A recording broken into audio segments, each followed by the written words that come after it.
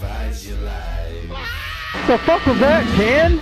Joey Fats Radio, row 1C1. I've been loving every second. I'm not rooting for injuries openly, but I just pretended that was Brian Deegan. I'm so fucking pumped. I'll be like, yeah, bitch, fuck I will do that. I'm gonna find him on LinkedIn and be like, "Did you punch a kid in the face? Tell me the truth." All right, Sean brought his A game tonight. All right, okay, I like it. I like where this is going. And I don't want to put this as like a thing. Like, he wasn't a bad guy as far as we know. Who said he was a bad guy? I don't know, but I feel like we're painting him in this light that he was like this bad guy, and I don't want to do that. To this day, I hope you hear this. Fuck you. But rules are rules, okay? Stupid rule, but it was a rule. If you were a Crip and you were cooling in the cut, what do the Bloods do? Are they booling in the butt?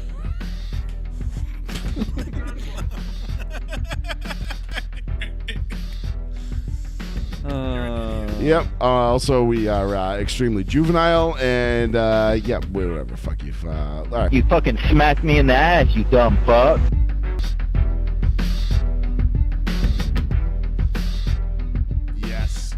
Yes, ladies and gentlemen, yes, thank you for joining us, Joey Fats Radio, row 1, seat 1, live on the one, the only, the New Bedford Guide. It is, in fact, another glorious Tuesday evening. God, these weeks just fly by. They really do. God I damn. love it, though, because you know what that means, Sean?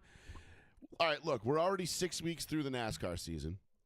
We're already 2 weeks into this Formula One season. We're 2 races into the IndyCar season. Opening day is tomorrow. Opening day is upon us. Like it's 2 this, days. 2 days. No, it's it's this week. We're the throes of NFL free agency we thought were over until today. Until your Patriots, an hour ago. Your Patriots made another big splash, which we will definitely get into.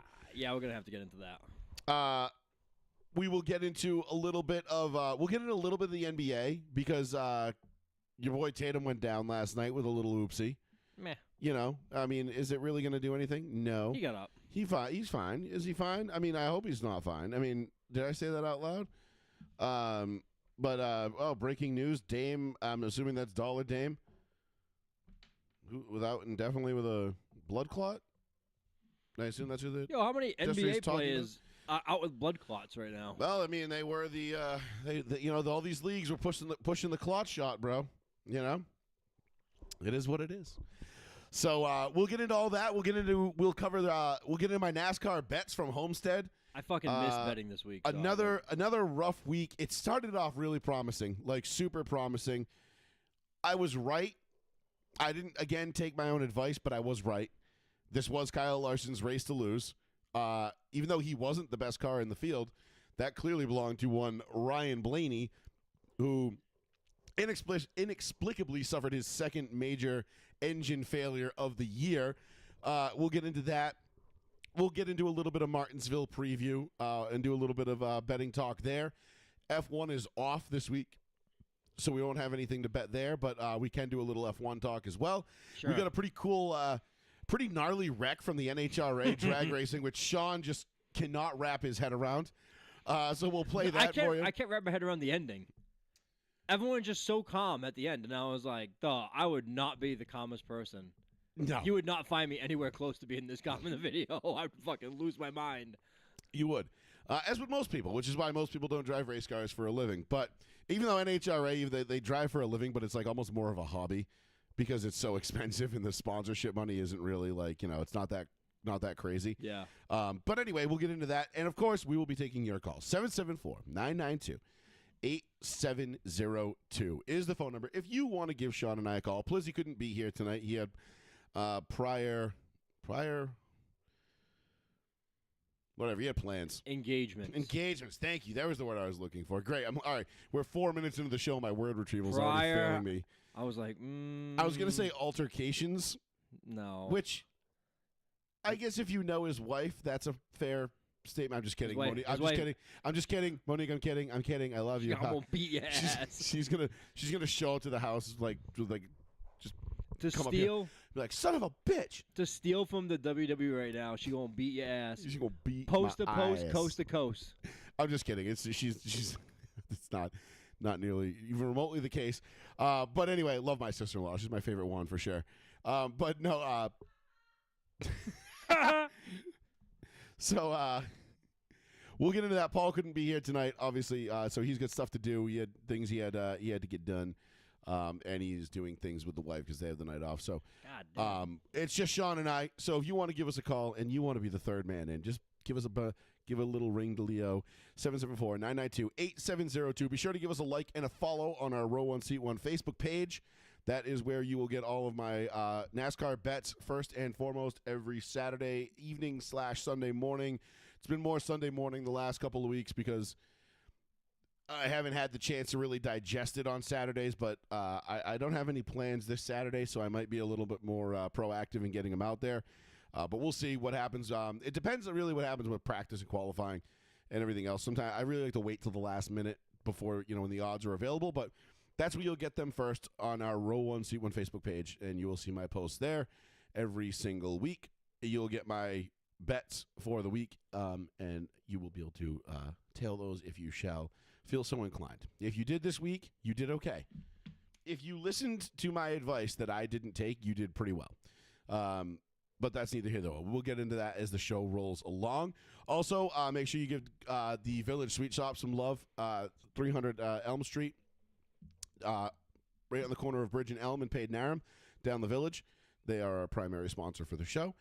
They give us all of the funding that we don't get, and so just make sure you go and check them out. Use the promo code Row1C1 at the counter if you want for a discount, and you can get all your penny candy, deluxe fudge, chocolates, whatever you want.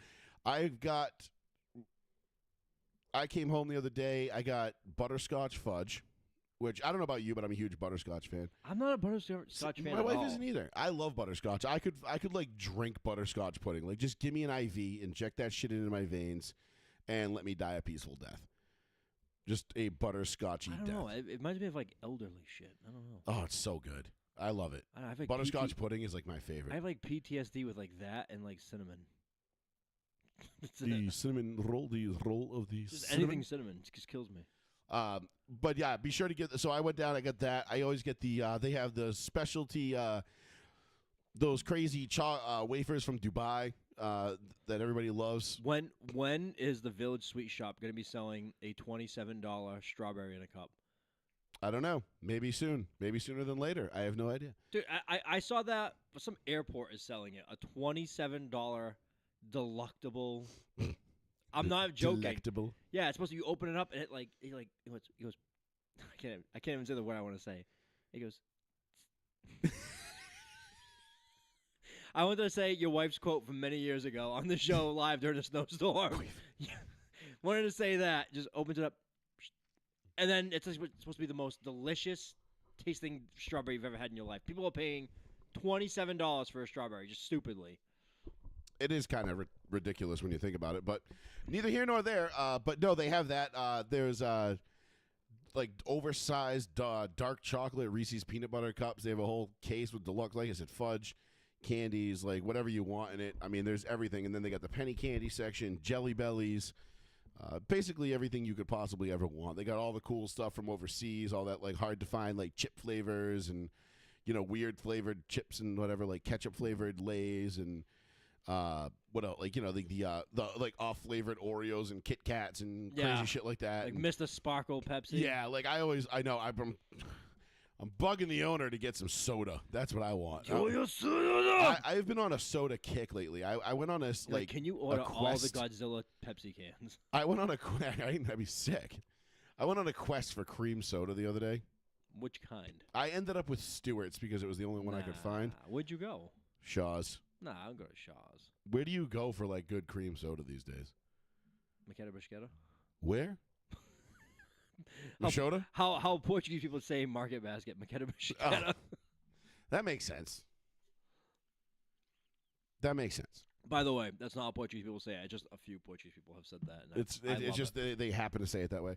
But anyway, Village Sweet Shop, 300 Elm Street. Make sure you check them out. Let them know that we sent you.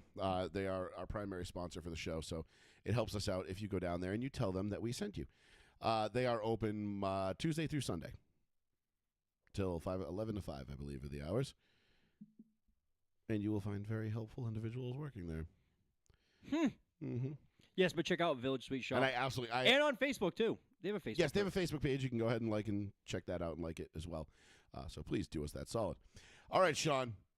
Let's get right into the kind of major breaking news of the day. Breaking.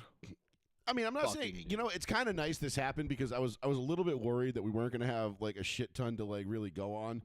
I was going to shit all over Miami tonight. To start the show. We'll get into the University of Miami at their pro day, which is one of the more, how do you say, mind-boggling things we've ever seen.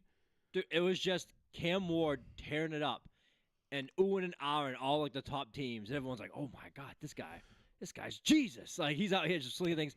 Every other player getting drafted, high as fuck. They had to be. There's no other explanation They of were how all bad running. they They played. were running in quicksand with cement shoes. Like, the 7-year tight end who's declaring at 27 years old, yeah, jogging his 40. That's a bold choice. But you don't have great tape to begin with. it's like, ooh, it's a bold move, Cotton. Let's see how it works out for him. My man just didn't work out since the season ended. Right. Everything's jiggling. I'm like, guys, you are killing it. But Might not be the best idea. hour and what was it? 2 hours, almost 2 hours ago now. ESPN sources, Adam Schefter, free agent wide receiver Stephon Diggs reached an agreement with the New England Patriots on a 3-year, $69 million deal with the Patriots. Only $26 million guaranteed though. That is the number I was looking. So I didn't see that yet. That's the number I was curious about. $26 million guaranteed for 3 years That's is pretty team friendly. basically nothing. Yeah, that's That's not a big. If your knee doesn't hold up, it's kind of going to be safe to let you go. I assume what's the money that he's guaranteed this year? Does not say yet. Does Too not soon. say yet. So $26 million guaranteed.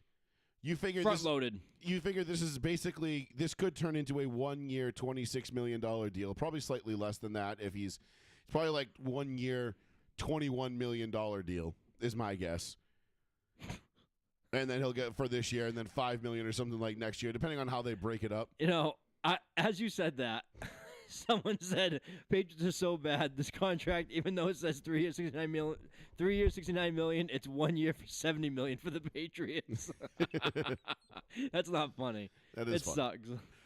I assume this is going to be a 1 year. It's a 1 year trial. That's what it probably is. A 1 year, $20 million deal, which at this rate, that wide receivers are getting paid. And we talked about this ad nauseum last week with the T. Higgins and Jamar Chase deals. Again, I don't hate this for the Patriots at all. The person bothers me. He bothers a lot of people. The only pause I will give this, But there's is nobody else. he's going to a locker room that doesn't have any like Megastars. vetted veteran leadership. There's not a single guy on that team that you can look at and be like, that's the leader of the team. He's the guy. Like, there's no Teddy Bruschi. There's no Tom Brady. There's no Vince Wilfork. There's no, Julian Edelman. Like, there's no one person on that roster right now that you're sitting there going like, oh, okay, like, yeah, he'll be able to keep this guy in check. Like, no problem. Mm-hmm. So that's the only thing that gives me a little bit of pause. That being said, I don't hate this deal because it's not costing them a ton of money, I assume. We'll have to wait till the contract details are fully divulged. But I assume it's not costing them a shit ton of money up front. Like, this is, like I said, I think it's going to be like a 1 year, $20 million deal, which at the end of the day really isn't shit. And sorry, but not go ahead. And they didn't, it's not like they traded for him and they had to give up draft capital. Correct. They still have all the ability to go out, draft guys, fit other pieces in. Bingo. Fix the offensive line, get some guys in the trenches. If they still want to take, Travis Hunter, number 1 overall, if he's available. No, 4. We're 4.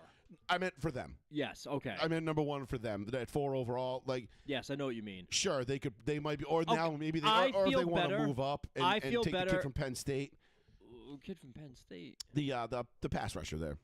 Oh, Abdul Carter? Yes, Yeah, I think he's gone. I think the Browns go Carter or something like that. I don't. I feel like there's going to be. We'll talk the draft in a minute, and we'll get into it a little bit more. We'll just sprinkle it in, but I am not sold on the Titans taking a quarterback number 1. I know they're not like super sold on Will Levis, but I don't know that anyone they draft It's a whole new group, though. So Levis was already the old regime, as crazy as that is, like a couple of years ago. I know. It's a whole new GM, a whole new coach, a whole new offensive coordinator. But they've all moved on. But here's the thing: I don't know that they're going to be in love with any of these quarterbacks. I don't think Tennessee stays at number 1, and if they do, I don't think they take a quarterback.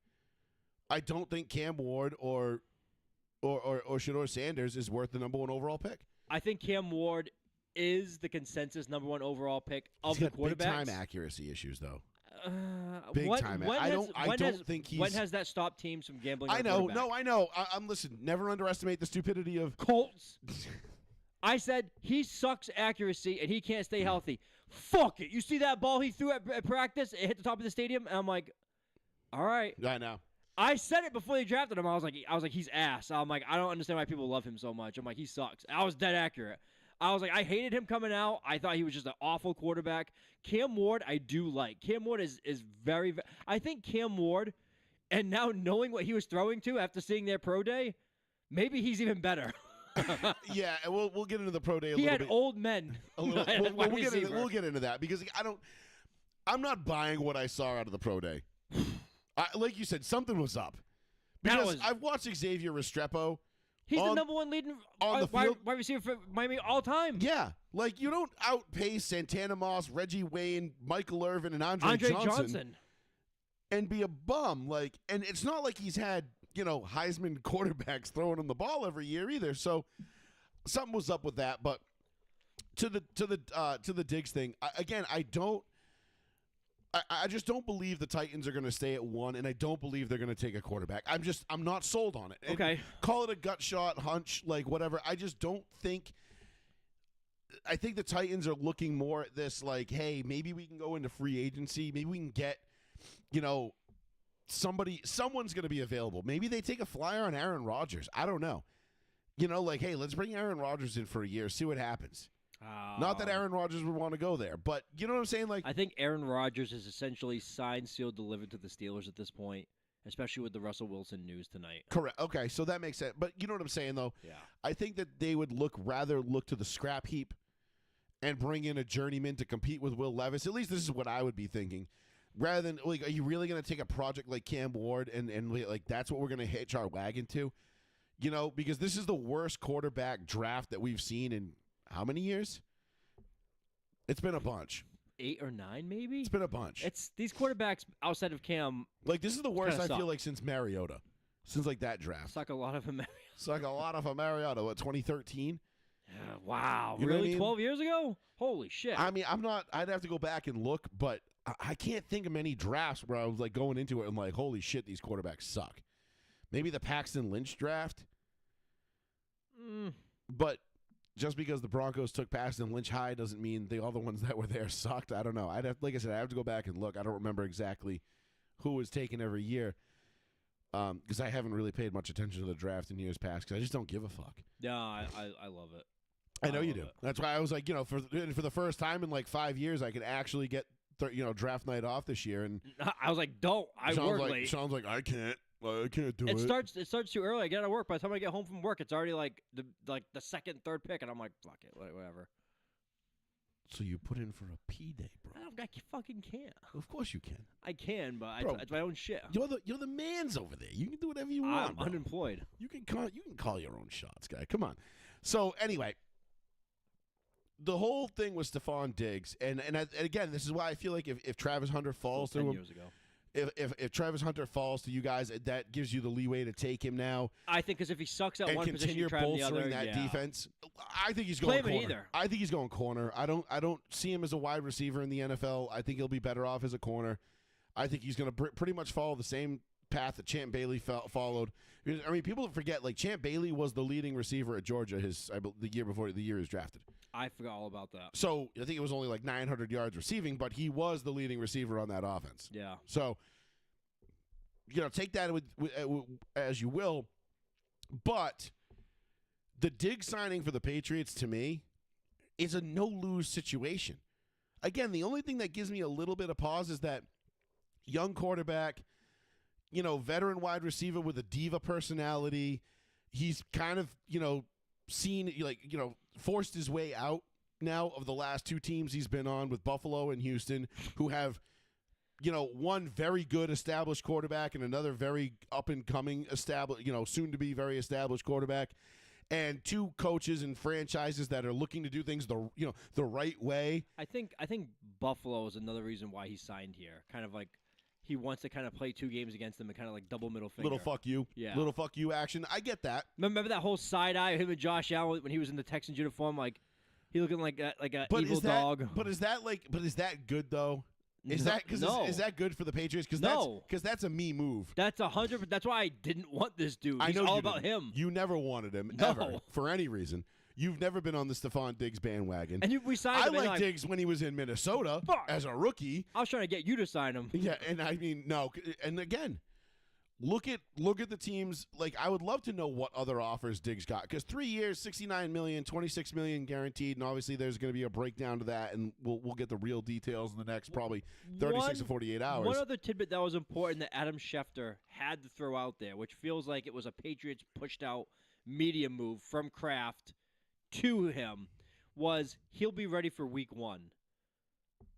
Who's the Diggs? Yeah. Right, because he had the ACL this year, Yeah, right? but it was October 27th that happened. That is a pretty decently short recovery. That's a super short recovery. And to be ready to play week 1, to me, listen, we both know how each other feel about physical performance-enhancing drugs in sports. I'm all for it. Now, if he's out there jamming 2 over-exaggerated needles into his knee, which does not happen, to just juice up and heal that thing faster, I'm all for it. I don't give a shit about that stuff. HGH, bless you. HGH, growth hormone, or however you want to say it, I don't care what he's doing. If it makes him 100%, do it. I don't care. Mm-hmm. But it is way too fast. That seems way too quick of a recovery. I mean, ACL injuries have gone from, like, full year, 2 years to a year. Well, they've gone from career-ending to like a year plus, a little over a year recovery. Yeah, but to now they're like 6 to 8 months recovery time. Speed takes a long time. Speed's not coming back 6 to 8 months. Yeah, you're running, but your speed is dog shit. That's the biggest thing. But listen, I mean, I know, and it's not fair to compare anyone to Adrian Peterson because Purple Jesus is one of a kind. Yeah, he's a freak athlete. But he came back from it. He had no ACLs coming out of college already. But he didn't he blow out a second repaired ACL? He was like the only person I think I've ever heard of that like blew out a repaired ACL. Oh my god, what the fuck is making me sneeze? Oh, it's kicking in. All the rain has kicked up all kinds of shit. And things are starting to come out because my nose in the morning is wild too. No, it's just when I came up here, it was like just like 10, 15 minutes ago, something leaking. Anyway, yeah, I don't know. I feel like if he's ready for week 1, I think he's going to help this team. Because big time. You're giving Drake May now at the very least head case aspect of this aside. He's a 1,000-yard receiver. You're giving Drake May a bona fide All-Pro, Pro Bowl level wide receiver. Yes. It's going to give Drake May an idea of how to, because what do we always say, right? Quarterbacks make receivers. Yes. When you have a great receiver and you can, as a quarterback, you can kind of learn from him like, oh, that's how you get open on this route. Okay, I see what, and going forward, Drake May is going to be able to tell those guys that are coming up through the ranks and coming, as rookies and everything else, hey, he'll learn some shit from Diggs and he'll be able to take that with him now throughout his career and say like, hey, listen, this is where I like you to do this, or this is where I like you to do that.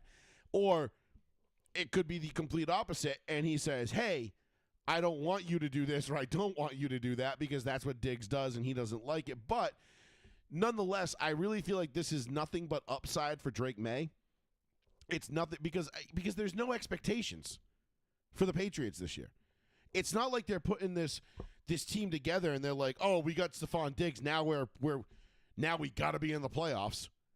Like, I don't even think playoffs are a consideration at this point. Personally, to Vrabel, I think. I think the Patriots are going to be a playoff team. This seems like I think they're going to be this year's Broncos. Destry said it. Destry's like, oh, come on, this is like a 6-win. He said something early in the thing, right?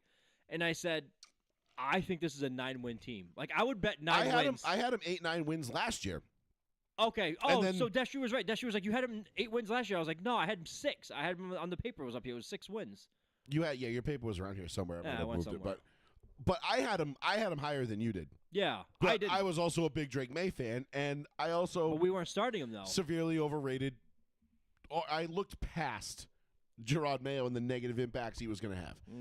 Now they have a real coach, the guy that I wanted you to have at this time last year. That was me too. And now they've got the quarterback who has about a half to 2/3 of a year of experience under his belt. He's seen the pro game. He's seen the speed. He knows what to expect. Yeah. I think this is nothing but upside for New England. And again, I love to talk shit about Josh McDaniels because he's the most vanilla coach sometimes. Like, I think I could know his whole playbook better than half these players coming in because I've seen it so often. But he does do wonders with younger players.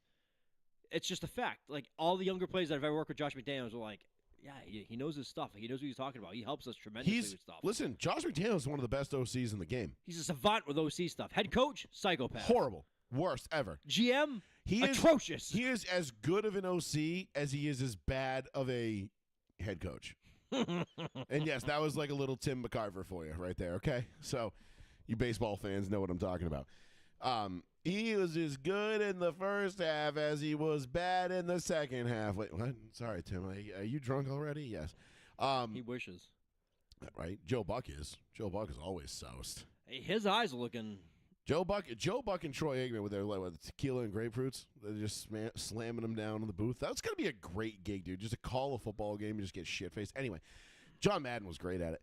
But I just don't see any downside to this move for the Patriots. It's not cost. Again, I want to see the details of the contract, but $26 million guaranteed, to me, that's a drop in the bucket. It's going to be 100%, probably $20 million guaranteed. I'm thinking 1 year, $20 million is the deal. Or as that guy in that line said, 3 years, $69 million. Patriots 1 year, $70 million deal. Because according to somebody online, I don't know who this person is. Apparently, they know the cap situation.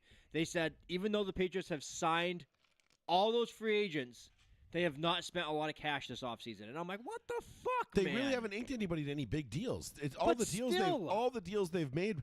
But that's what I was getting at all offseason. They don't need to go out and make big splashes. They're not at that point yet.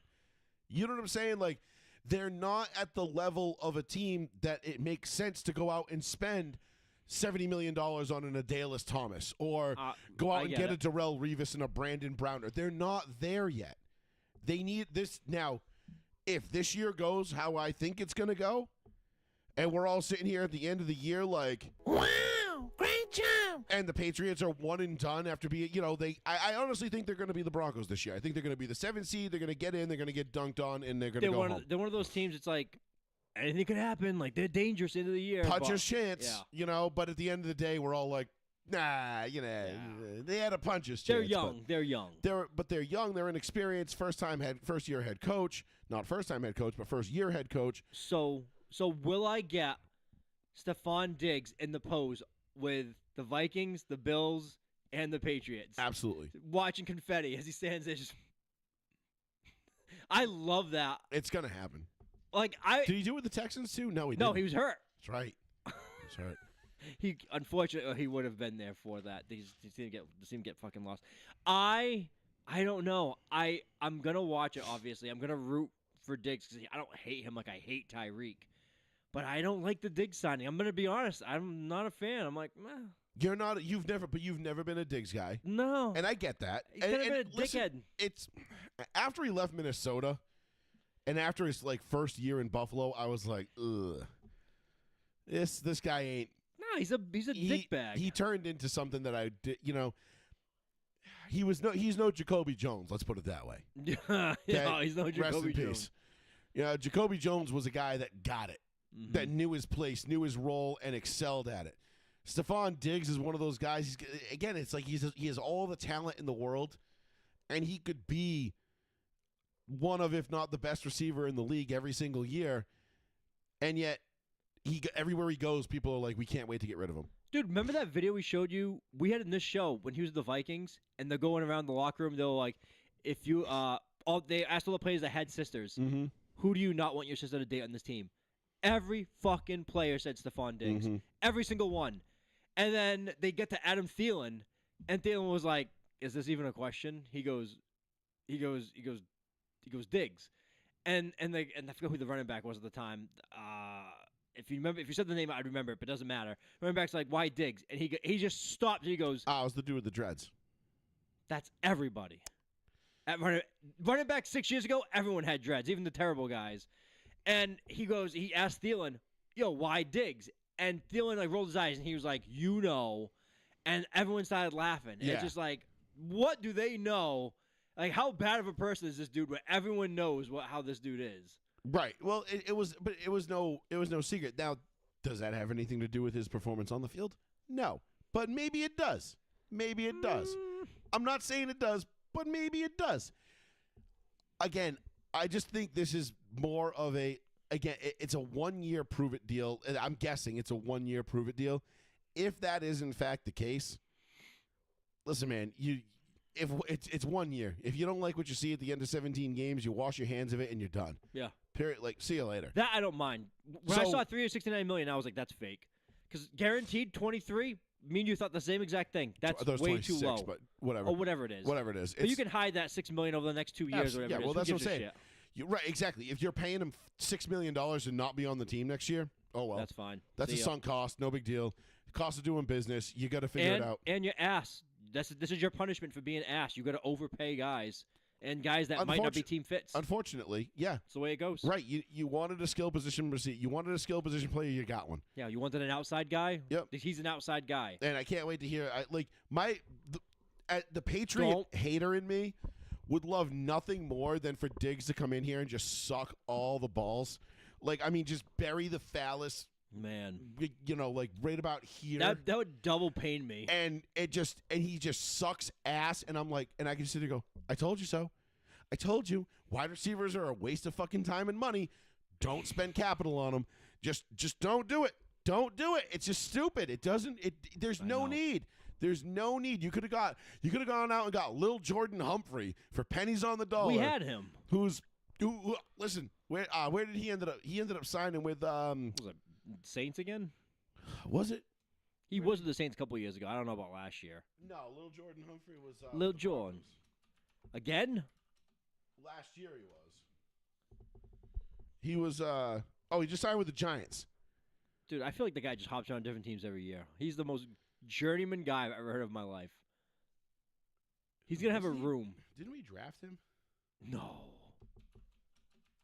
He's going to be like Fitzpatrick, have like 17 jerseys hanging up in his private room he has in his own house. He's going to be like, these are all the teams I've played for in my 7-year career. Right. This is 17 jerseys. He's like a new age Eddie Kinnison. He's got every team tattooed on him that he's ever played for. Oh, shit. Oh, yeah, he was drafted by the Saints. Right, obviously, with Peyton. Peyton, yeah. Right, and then he was here for 1 year, and then he came to us.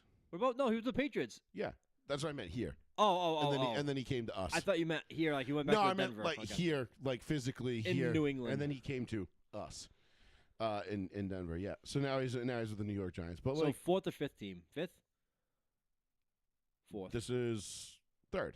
Well, fourth team with the Giants, yeah, fourth. Okay. So but 7 career touchdowns, but he's not a big He's tall as shit. Yeah, he's not a big how do you say, he's not like a big receiving threat, which sounds really stupid. But he's more of a he played, I think he had the second most snaps of any Broncos receiver on the offense last year. Because of all the screens. But he's a great blocker. That's exactly why he was out there, because he's go. a tremendous blocker. And that's the other thing too with this Diggs thing is Diggs is ferocious. But the Patriots are gonna develop this offense this year. You're gonna see this offense really start to take on an identity, and you're gonna be able to if you're a Patriots fan, hopefully be able to figure out where they're gonna go with this offense. How much is it gonna go through Drake May? Are you gonna be the Chargers where it's gonna be like, hey, we're just gonna throw this all on Justin Herbert, and if you don't do it, you suck?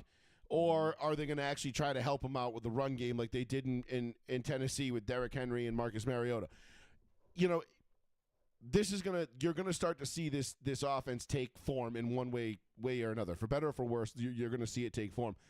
and you're going to know whether or not a guy like a Stephon Diggs is a fit in that offense Yeah. pretty quickly, I think. And even if he does appear to be a good fit on paper, at least you're going to know going forward, like, okay, we don't like Diggs, but we know the type of receiver we need to get in order to fill that void. Like little Jordan Humphrey was a perfect example of in Denver. He played the second most snaps of any receiver on that offense, not because he was a great receiving threat, but because he was on the field when they ran those little bubble screens And he was great and getting everything the else, perimeter. and he was excellent at blocking. Listen, not everybody on the team is going to. You don't need all 53 guys on the team. You got to have multiple ways of getting on the field. Yes. Like, yes, if you're a receiver, catching balls is nice, but you might not be our go-to guy when we want to throw the ball. But we might throw you out there when we run a two tight end set, and we put you out there, and we know we're going to run a bubble screen to Marvin Mims. Mm-hmm. There you go. You want to be on the field?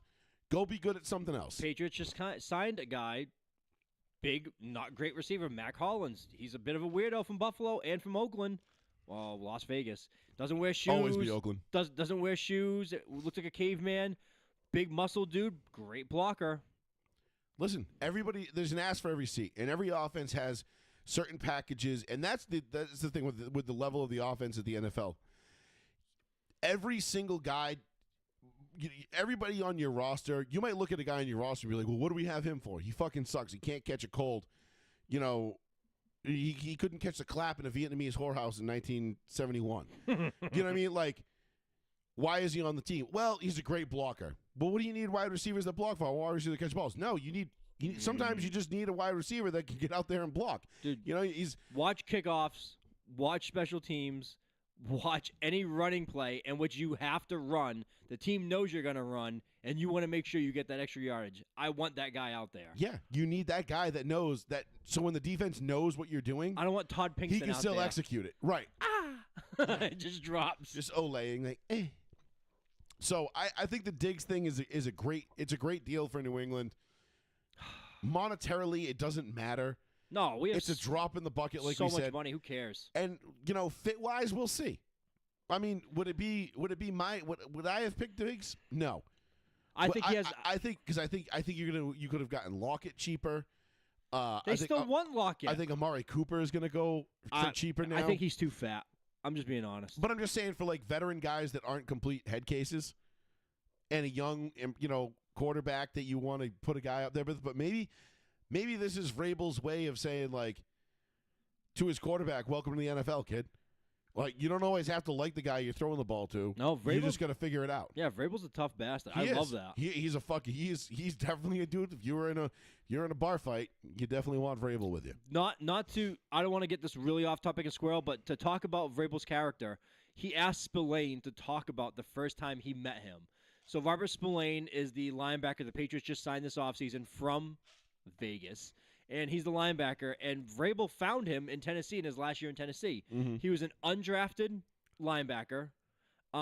He was an unsigned walk-on onto college, so he was an underdog both times. And when he got to Titans camp, they had no expectations of this kid Spillane.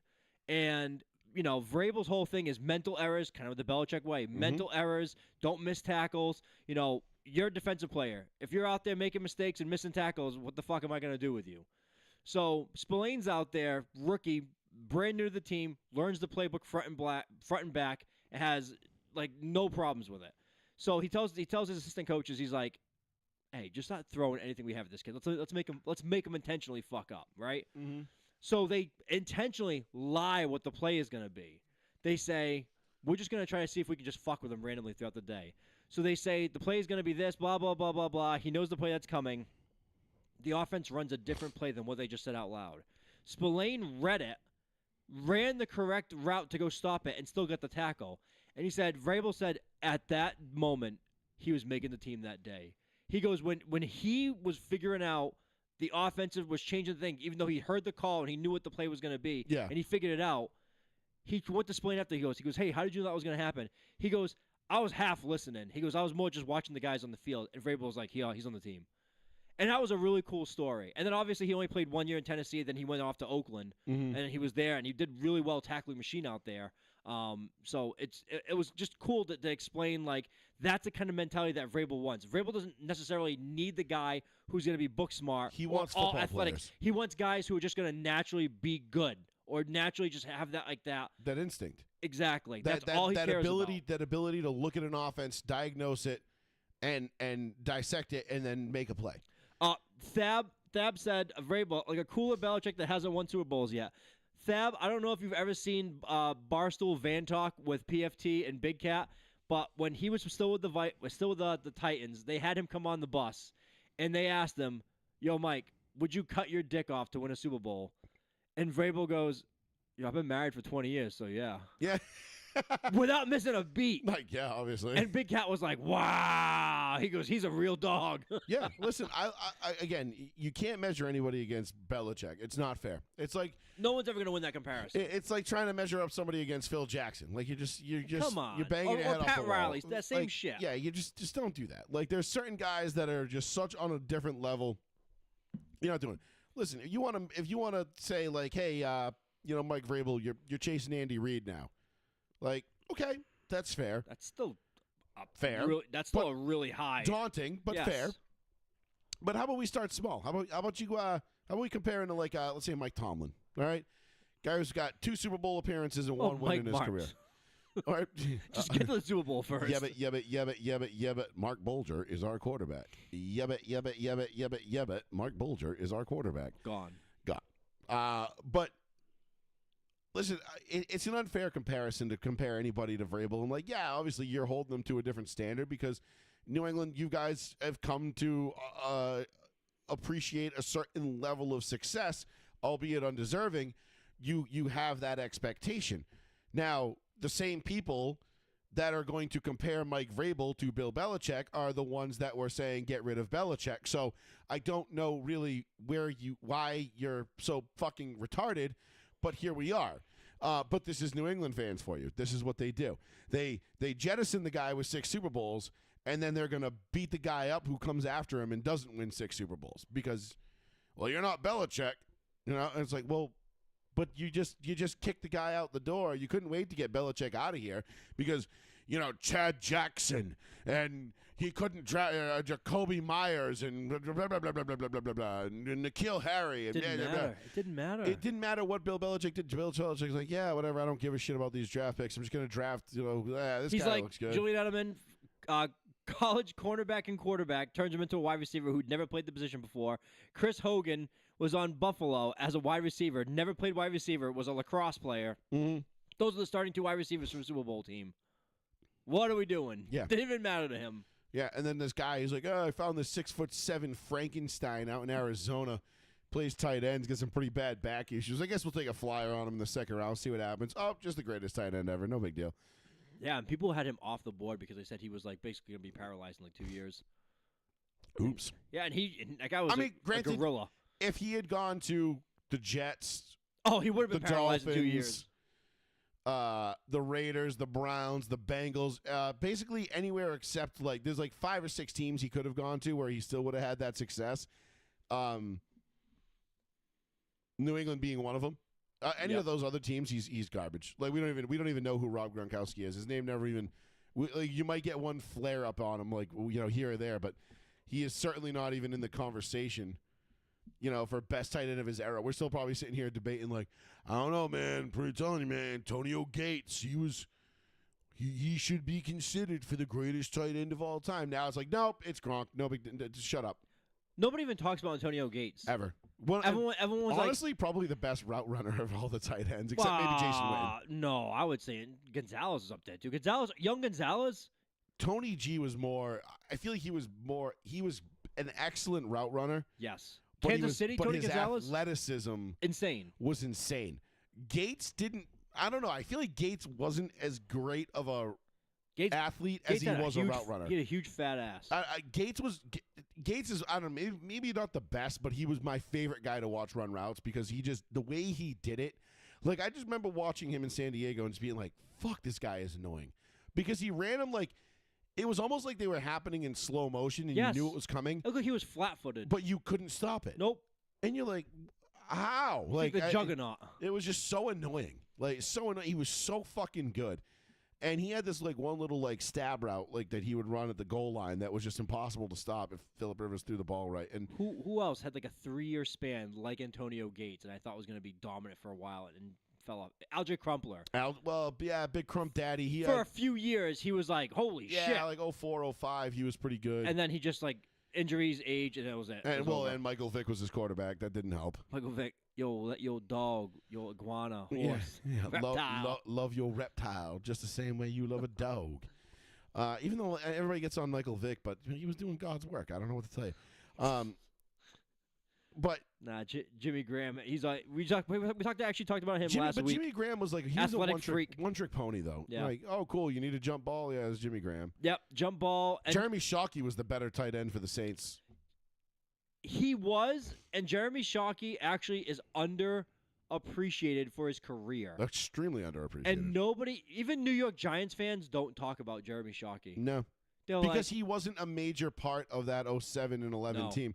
Well, he was already gone to the Saints in 11, but he wasn't a major part of the 07 team because he was hurt. And you just, you forget how good he was. From 02, 3, 4, 5, 6, in college, they were calling him the next Antonio Gates. Not Antonio Gates. That's Gonzalez. They were like, he's that great. An animal at Miami, dude. Yes, and then, he never lived up to that in the NFL, but he was still excellent as a tight end. I mean, think about it. You had him, and then Miami was just like, they're like, oh, no, we're losing Jeremy Shockey to the draft. It's like, we got this Kellen Winslow Jr. guy. He's pretty good. Yeah. I'm like, fuck. And Kellen Winslow was actually just brain-dead animal. Well, you remember his, little speech, you a soldier. He's like that. I'm a fucking soldier. Yeah, and everyone, all the reporters looked around like. He caught way too much shit for that. He got way more shit for that than he should have. Because that was, I think, right. That wasn't the only thing he did. He did a lot of crazy shit. It was that was so overblown. Everybody was like, how dare he compare himself to service members? And it's like, dude. Is that really shocking in America? I'm like, he's not, calling yourself a soldier is not, no, that's not that's not what we're talking about. God, people are just such fucking overreactive, knee-jerk fucking assholes. I love it. He got way too much shit for that. Big time. I remember Mike Wilbon and what's his name on the show that's gone Tony now. Kornheiser. Tony Kornheiser, just PTI, just crucifying him. How dare he call himself a soldier? He's not in the military, and I'm like, it's a they said you embarrassed your father's legacy. Yeah, they really did, dude. Yeah. They took it there. It's like, bro, you guys ever heard of idioms, anecdotes? It's like your father's rolling in his grave. I'm like, isn't his father alive? Yeah, but Tony Kornheiser and Wilbon pissed me off. He was such a sensationalist. He fuckboy. still is. He's such a fuckboy. Just go away, old man. I'm so glad that show got shit canned, dude. It was so long They both overdue. did. PTI and Around the Horn. They were both shit shows. They haven't been good for 15, 20 years. Well, I would say Around the Horn with Max Kellerman was awesome. I loved it with Max Kellerman. Nah. I did. Max Kellerman, when he first came out, he was only a boxing guy. No, any time it came out, I loved it because he was just when boxing came up, he knew boxing, and everything else he could care less about. Yeah. It wasn't a good show though. Because we all knew, especially after we all found out that it was just it was scripted. Oh yeah, 100%. Which we all knew it was scripted, but it was it was more fun when you thought it was. It was like wrestling, before you got old enough to realize it wasn't real, but you were like, it's still real to me, damn it. When they tell you it's fake, and you're like, now I can just enjoy because I know it's fake, and you told me it's fake. But Around the Horn sucked. That show was stupid because they used to prop up random shit journalists from around the country, and it's who's the guy from Denver that was always Woody Page? Ecstasy? Woody Page. I loved Woody back in the day, but Woody got. He got old and he got old. He reminds me of old, drunk, horny Bill Murray. Yeah, that's a good way to put it. But Woody was a Denver legend back when Elway was a rookie. You know what I mean? That's when Woody was doing his thing. And I liked Woody, but he wasn't, he wasn't anybody's favorite. But he would always have he pissed me off because he would always have anti-Lakers shit up all the time, and I'd just be like, dude, fuck you. Even though you're a Broncos fan, allegedly. But it just got old. And then PTI just was it was good because it gave you the news of the day. Yeah, the headlines. It gave you the headlines, but it was okay, but I could totally do without Kornheiser and Wilbon's input on it. Like, don't care. You know, like when Miami when they did the 7th Floor Crew, and Greg Olson and Yes. and a bunch of Yes. players did the rap song with the 7th Floor Crew. Like, if your girl only knew, she was getting fucked by the whole crew. Now Greg Olson doesn't even acknowledge that song. He won't, and it's like, what's your name? G-Reg. What you do? Get head. How you do it? Whip, pull down my pants and show my third leg. Like it was such a dope. The guy had bars. He is so embarrassed of that. He's terribly embarrassed, and I'm like, dude, who cares? Like, you were a college kid, just balling out, having fun. Like, Do you think if they told him he's that captain in the red suit and it says lose your job to Tom Brady, sing the song, and get job back, and he has to push a button? He's like, Jesus Christ. He doesn't want to do either. But that was they crucified Miami for that. And I get it, it's Miami. It's college kids. But they had a thing for Miami players and the school. Yeah, Like Kellen Winslow, they went hard in the paint after that. You could always tell who they just had disdain for. Yeah. And they had such disdain for the University of Miami and anybody who played for it that even when they got to the pros, they were like, fuck this guy. Michael Irvin, that's right, protecting you. Yeah, they'd be like, screaming. they'd be like, Ray Lewis, greatest linebacker of all time. I don't fucking think so. They're like, have you ever seen Dan Morgan? And they're like, wait, hold on, no, not him. He's from the U too. Fuck, like, have you ever seen London Fletcher Baker? yeah. They're like, when he changed his names. they're like, no, you know who's the greatest linebacker of all time? Al Wilson, Tennessee guy. Yeah, which I mean, pretty fucking good, but you know what I mean. They're like, no, Brian Urlacher, greatest linebacker of all time. I'm like, no, it's still Ray Lewis. They're like, fuck him. He played for Miami. It's like, okay, we get it. You guys hate Miami. Just get over it. But maybe that's why I'm glad that show's over, because now that I'm saying this out loud, I'm just remembering all their anti-Miami bias. Yeah, that was like the thing to do, was to hate Miami because they were like, oh, remember when disrespectful. Brandon Merriweather took his helmet off and started swinging it at people? Like, they were the ones that were spearheading the charge to nuke the Miami football program. Like, Dude, get rid of it. I can't hear Brandon Merriweather's name without hearing him say his own name. In the beginning of the game, all the players Brandon Merriweather. And I was like, fuck this guy, man. Love Why him. do you gotta say Brandon Merriweather? Because he was fucking hood as fuck. And I love know, it. and he's from this deep south, but I could never get over him. Every time you pop up on like a Sunday night, because the Patriots are always in contention playing Brandon Merriweather. And I miss the days when Sunday night football, Monday night football actually mattered. Yes, and you would watch it, and you'd be like, these games are important. Now the games don't matter at all because the teams are getting blown out. Because they just put teams on there just because they're like, oh, they're wearing the new hot dog color rush special edition uniforms. They're like, oh, look at these new. They've got a new head coach and a new quarterback. They're still 1-13, but we're gonna put them on there anyway. And their newest sponsor, Heinz Ketchup. Yeah, and it's the Cleveland Browns, one of the historic franchises. We're like, nobody wants to watch the Browns. Nobody, not even Browns fans want to watch the Browns. Stop fucking forcing the Browns on us.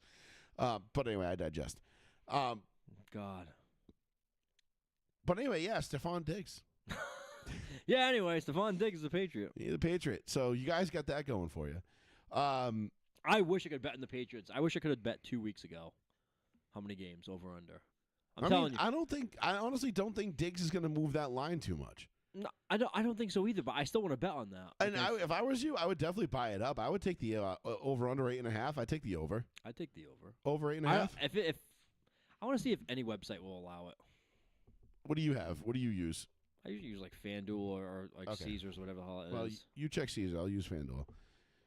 I want to see if it's even available yet, because it wasn't. It's usually not. I think I checked the other day, and the only thing that was available was the Super Bowl odds.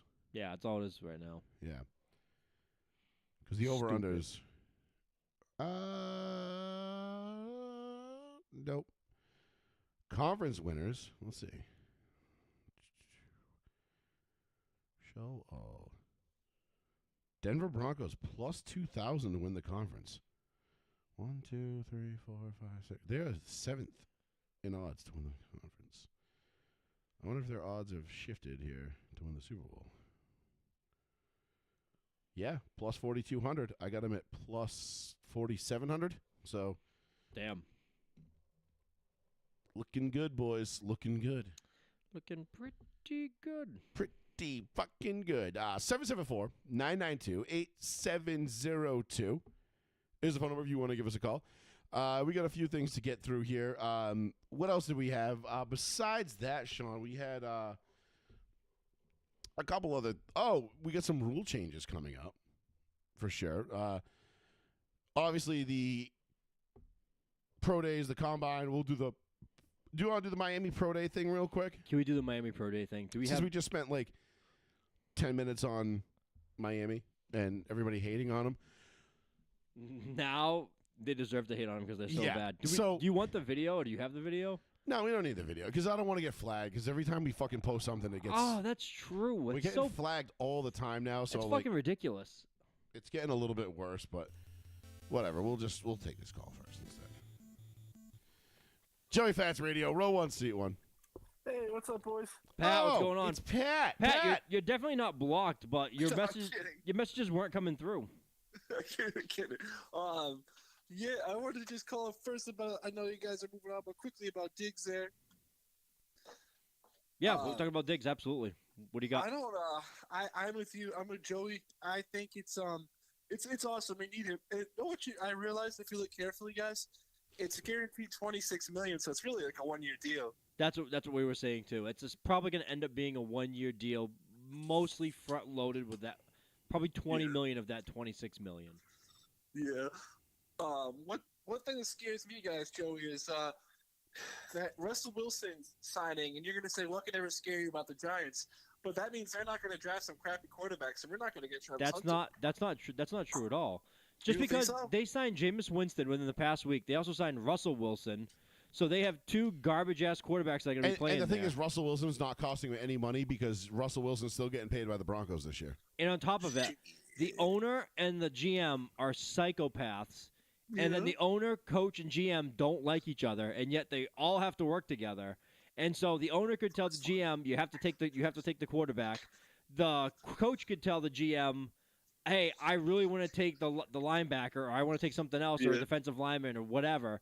And then the GM's going to be like, well, it cost me last year by not taking a quarterback. I'm definitely taking a quarterback this year. So you honestly don't know what the fuck the Giants are going to do. But if Cam Ward's not available, I don't think they take a quarterback. It wouldn't surprise me if they forced Shador Sanders down their throat to be like, we got a Sanders, because it's New York.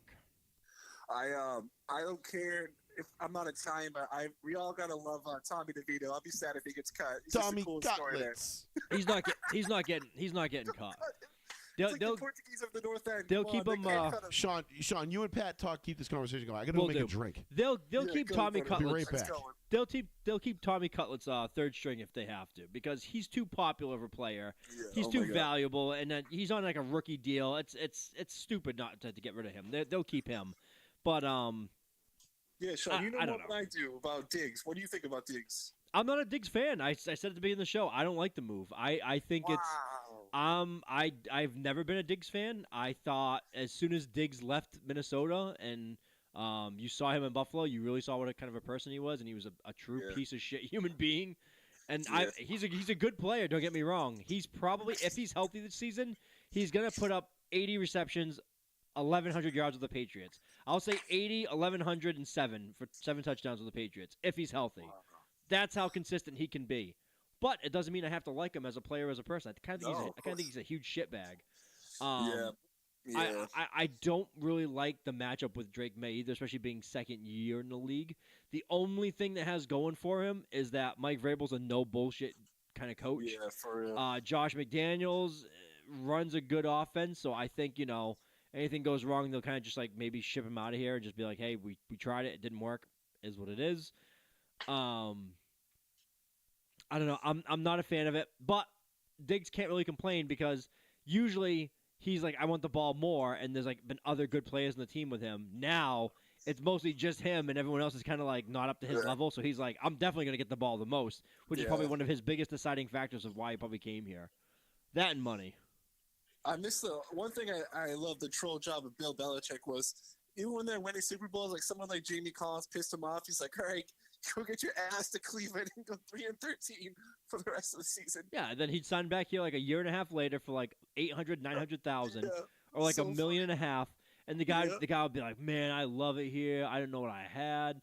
This shit was crazy." Same thing with Patrick Chung. Patrick Chung left New England, talked shit all the way out, went to Philadelphia, Yeah.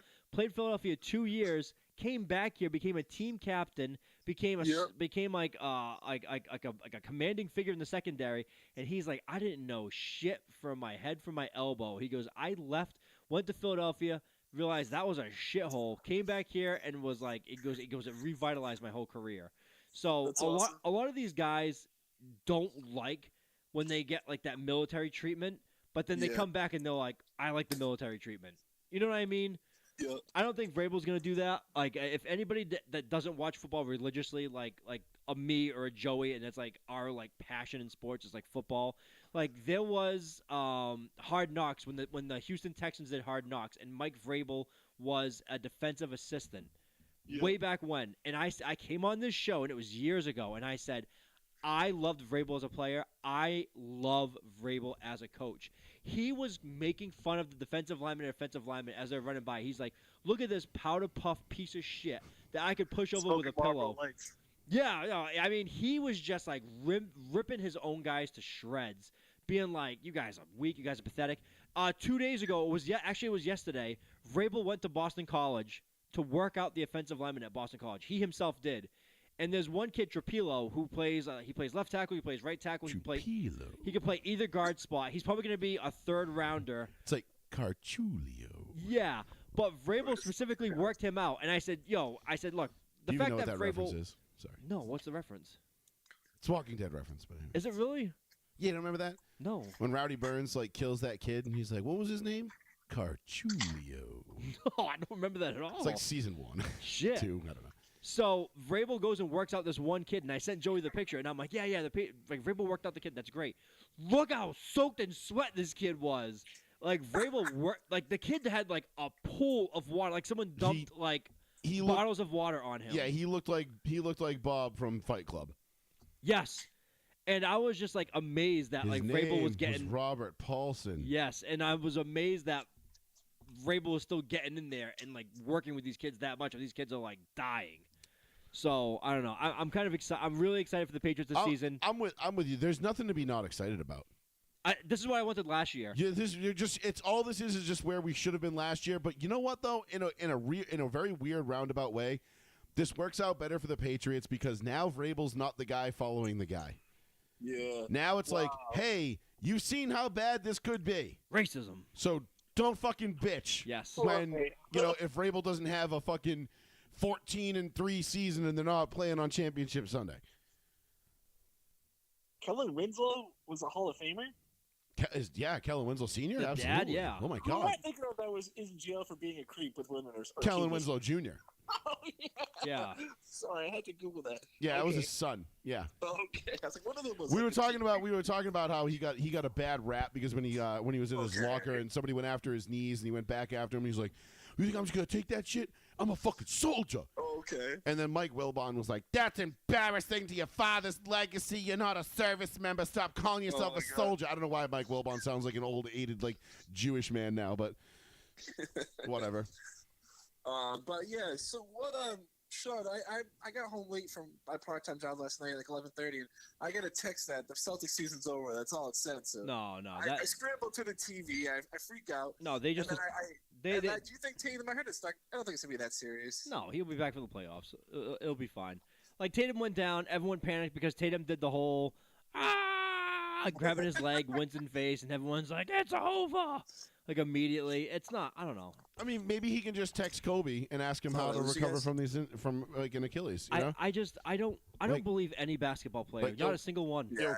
Yo, Kobe, how should I recover from this ankle injury that I know wouldn't have sidelined you for more than a game or two, but I'm gonna be out for at least 3 weeks. How should I recover from this? And then screenshot it and be like with like a bunch of like praying hand emojis.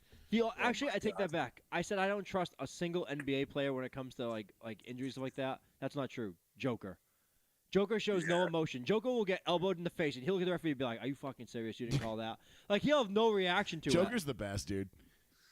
Like I almost like he has like no reaction. He doesn't like flop. He doesn't do any of that shit. He's just like, "I don't have time for this." He's like such a professional. You see Luka's down like 35 pounds. Yeah, because they actually put a lock in the refrigerator. I heard. Just throwing that out there. They put they gave him a GLP-1. I'm just saying. These people in LA are beautiful. I gotta lose weight. Motherfucker's in trouble. Ozempic. Yeah, maybe. These people are beautiful. He's on that Kardashian diet, or sorry, the Kardashian diet. Oh yeah. Which hopefully doesn't end up fucking him like did Lamar. Joey, Coke. Too soon?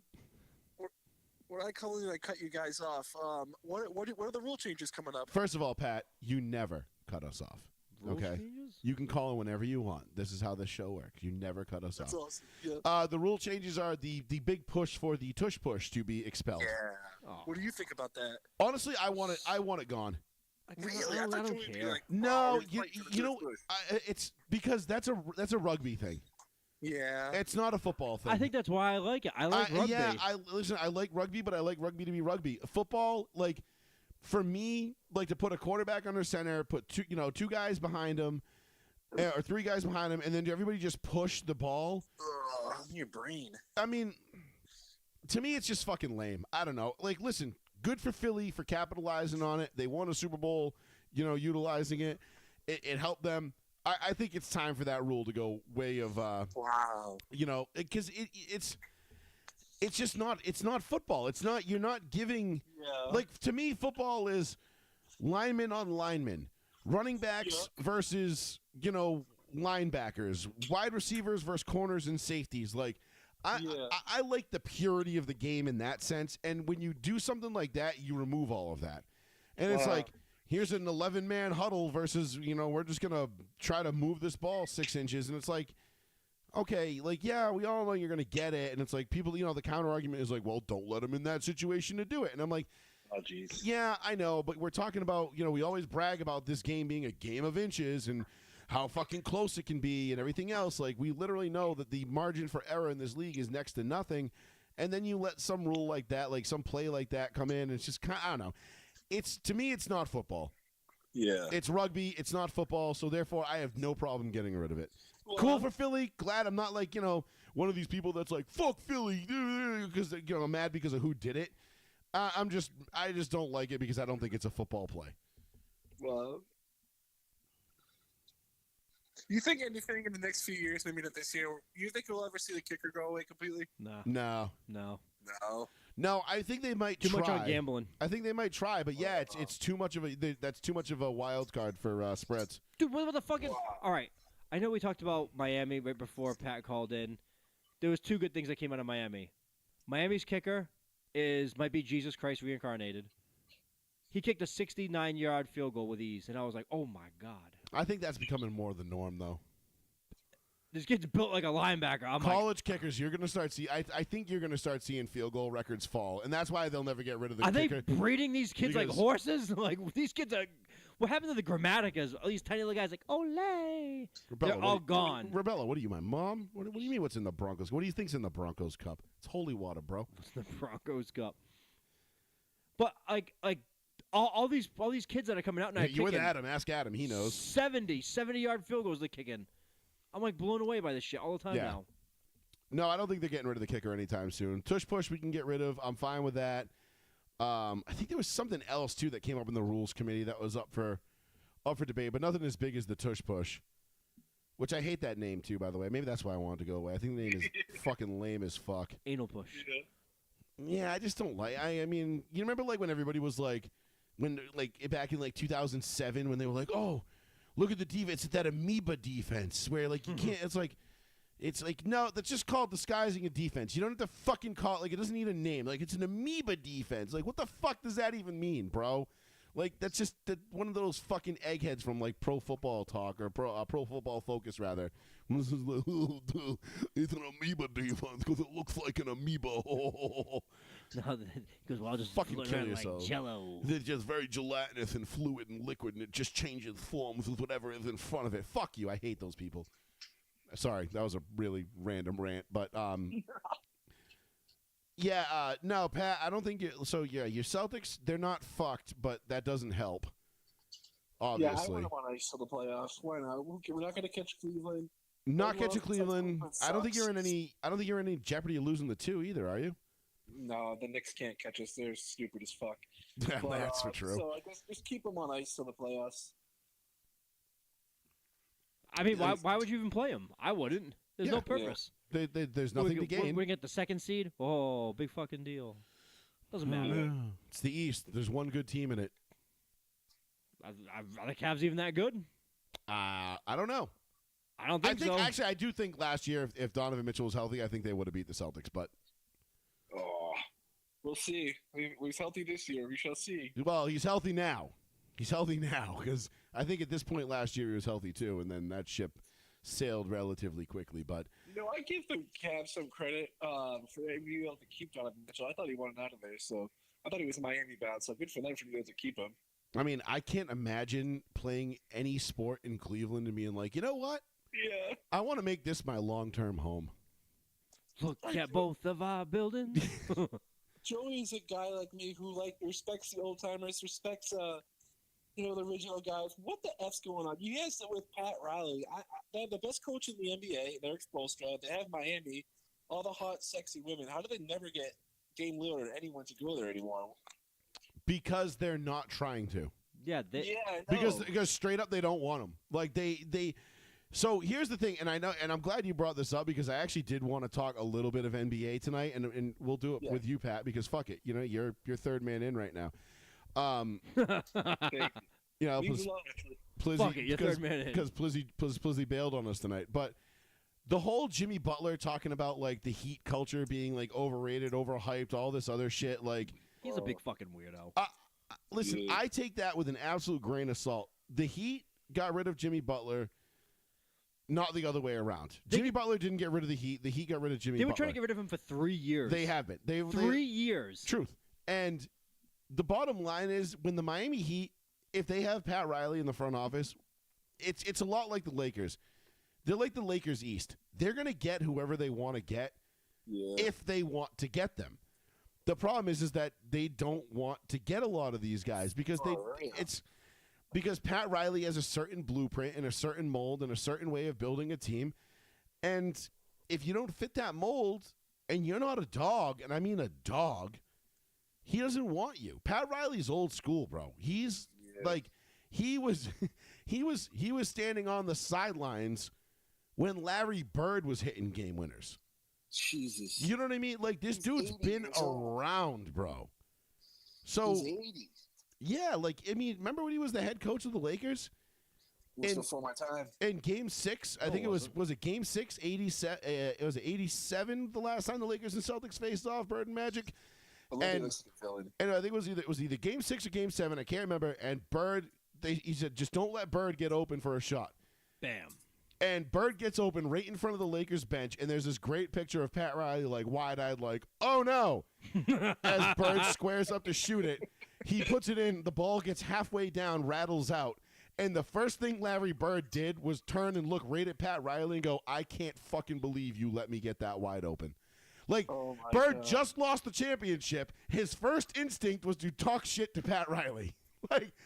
And Pat Riley was worried. And Pat Riley was like, holy shit, I can't believe it either, but Jesus Christ is on our side today.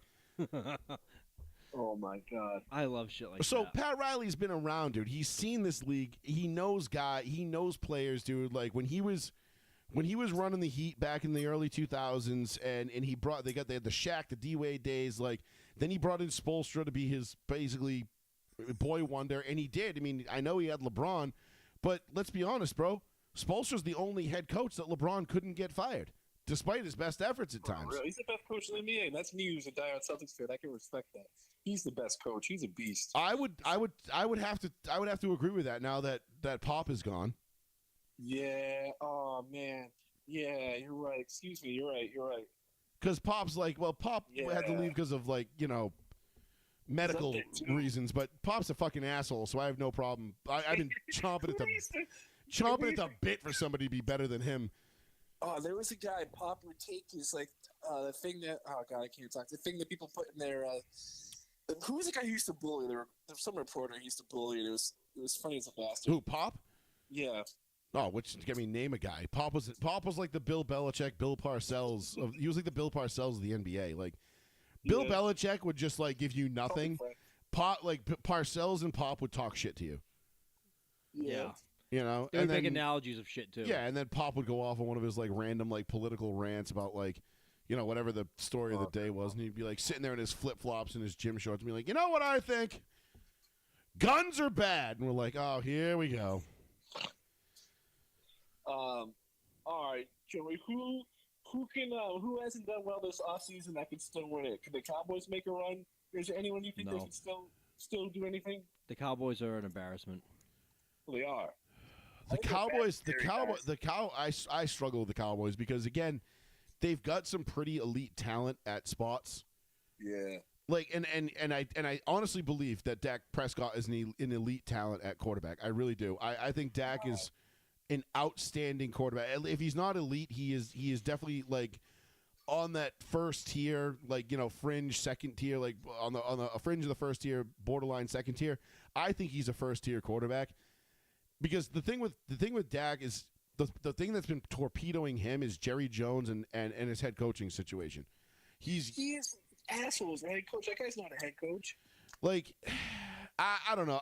I feel like the Cowboys are destined to finish second in the division to Philly because even though Philly lost a bunch of players in free agency, Cowboys might not even finish second. I think people forget how deep Philly was this year. Dude, Washington's he's a beast. Washington loaded stacked. up, and they're coming for Philly. But again. And this just goes back to the whole Jaden Daniels thing that you and I talk about. I don't believe Jaden Daniels plays all 17 well, games this year. they're trying to protect them. He already didn't play all 17 last year. Running quarterbacks. Yeah. It's not that he's. It's not so much that he's running a running quarterback. He's a frail running quarterback. Dude, he's a small dude. Yes, he is. That was my only. I love Jaden Daniels coming out last year. I talked about it on the show. I said my biggest worry about Jaden Daniels is him getting injured because he's not very thick. He plays light. My biggest worry about Drake May was Drake May doesn't have a lot of experience. He didn't play a long time in college. But I love the Drake May pick. I would have loved the Jaden Daniels pick. The only person I didn't want is Caleb Williams. Caleb Williams, incredible arm strength. He has the mind of someone that you just told him like you have to pick between two genders, and he's like, there's unlimited genders. Imagine if Joey Fats was your defensive coordinator, and it's 1989, and your head coach is Bill Parcells, and that kid walks on the fucking locker room. He's a dead man. Hi, Joey. No, they. My nails, baby. Oh my god, dude, I hated it once I saw him in the dress. I was like, this motherfucker, don't come to New England. Dude.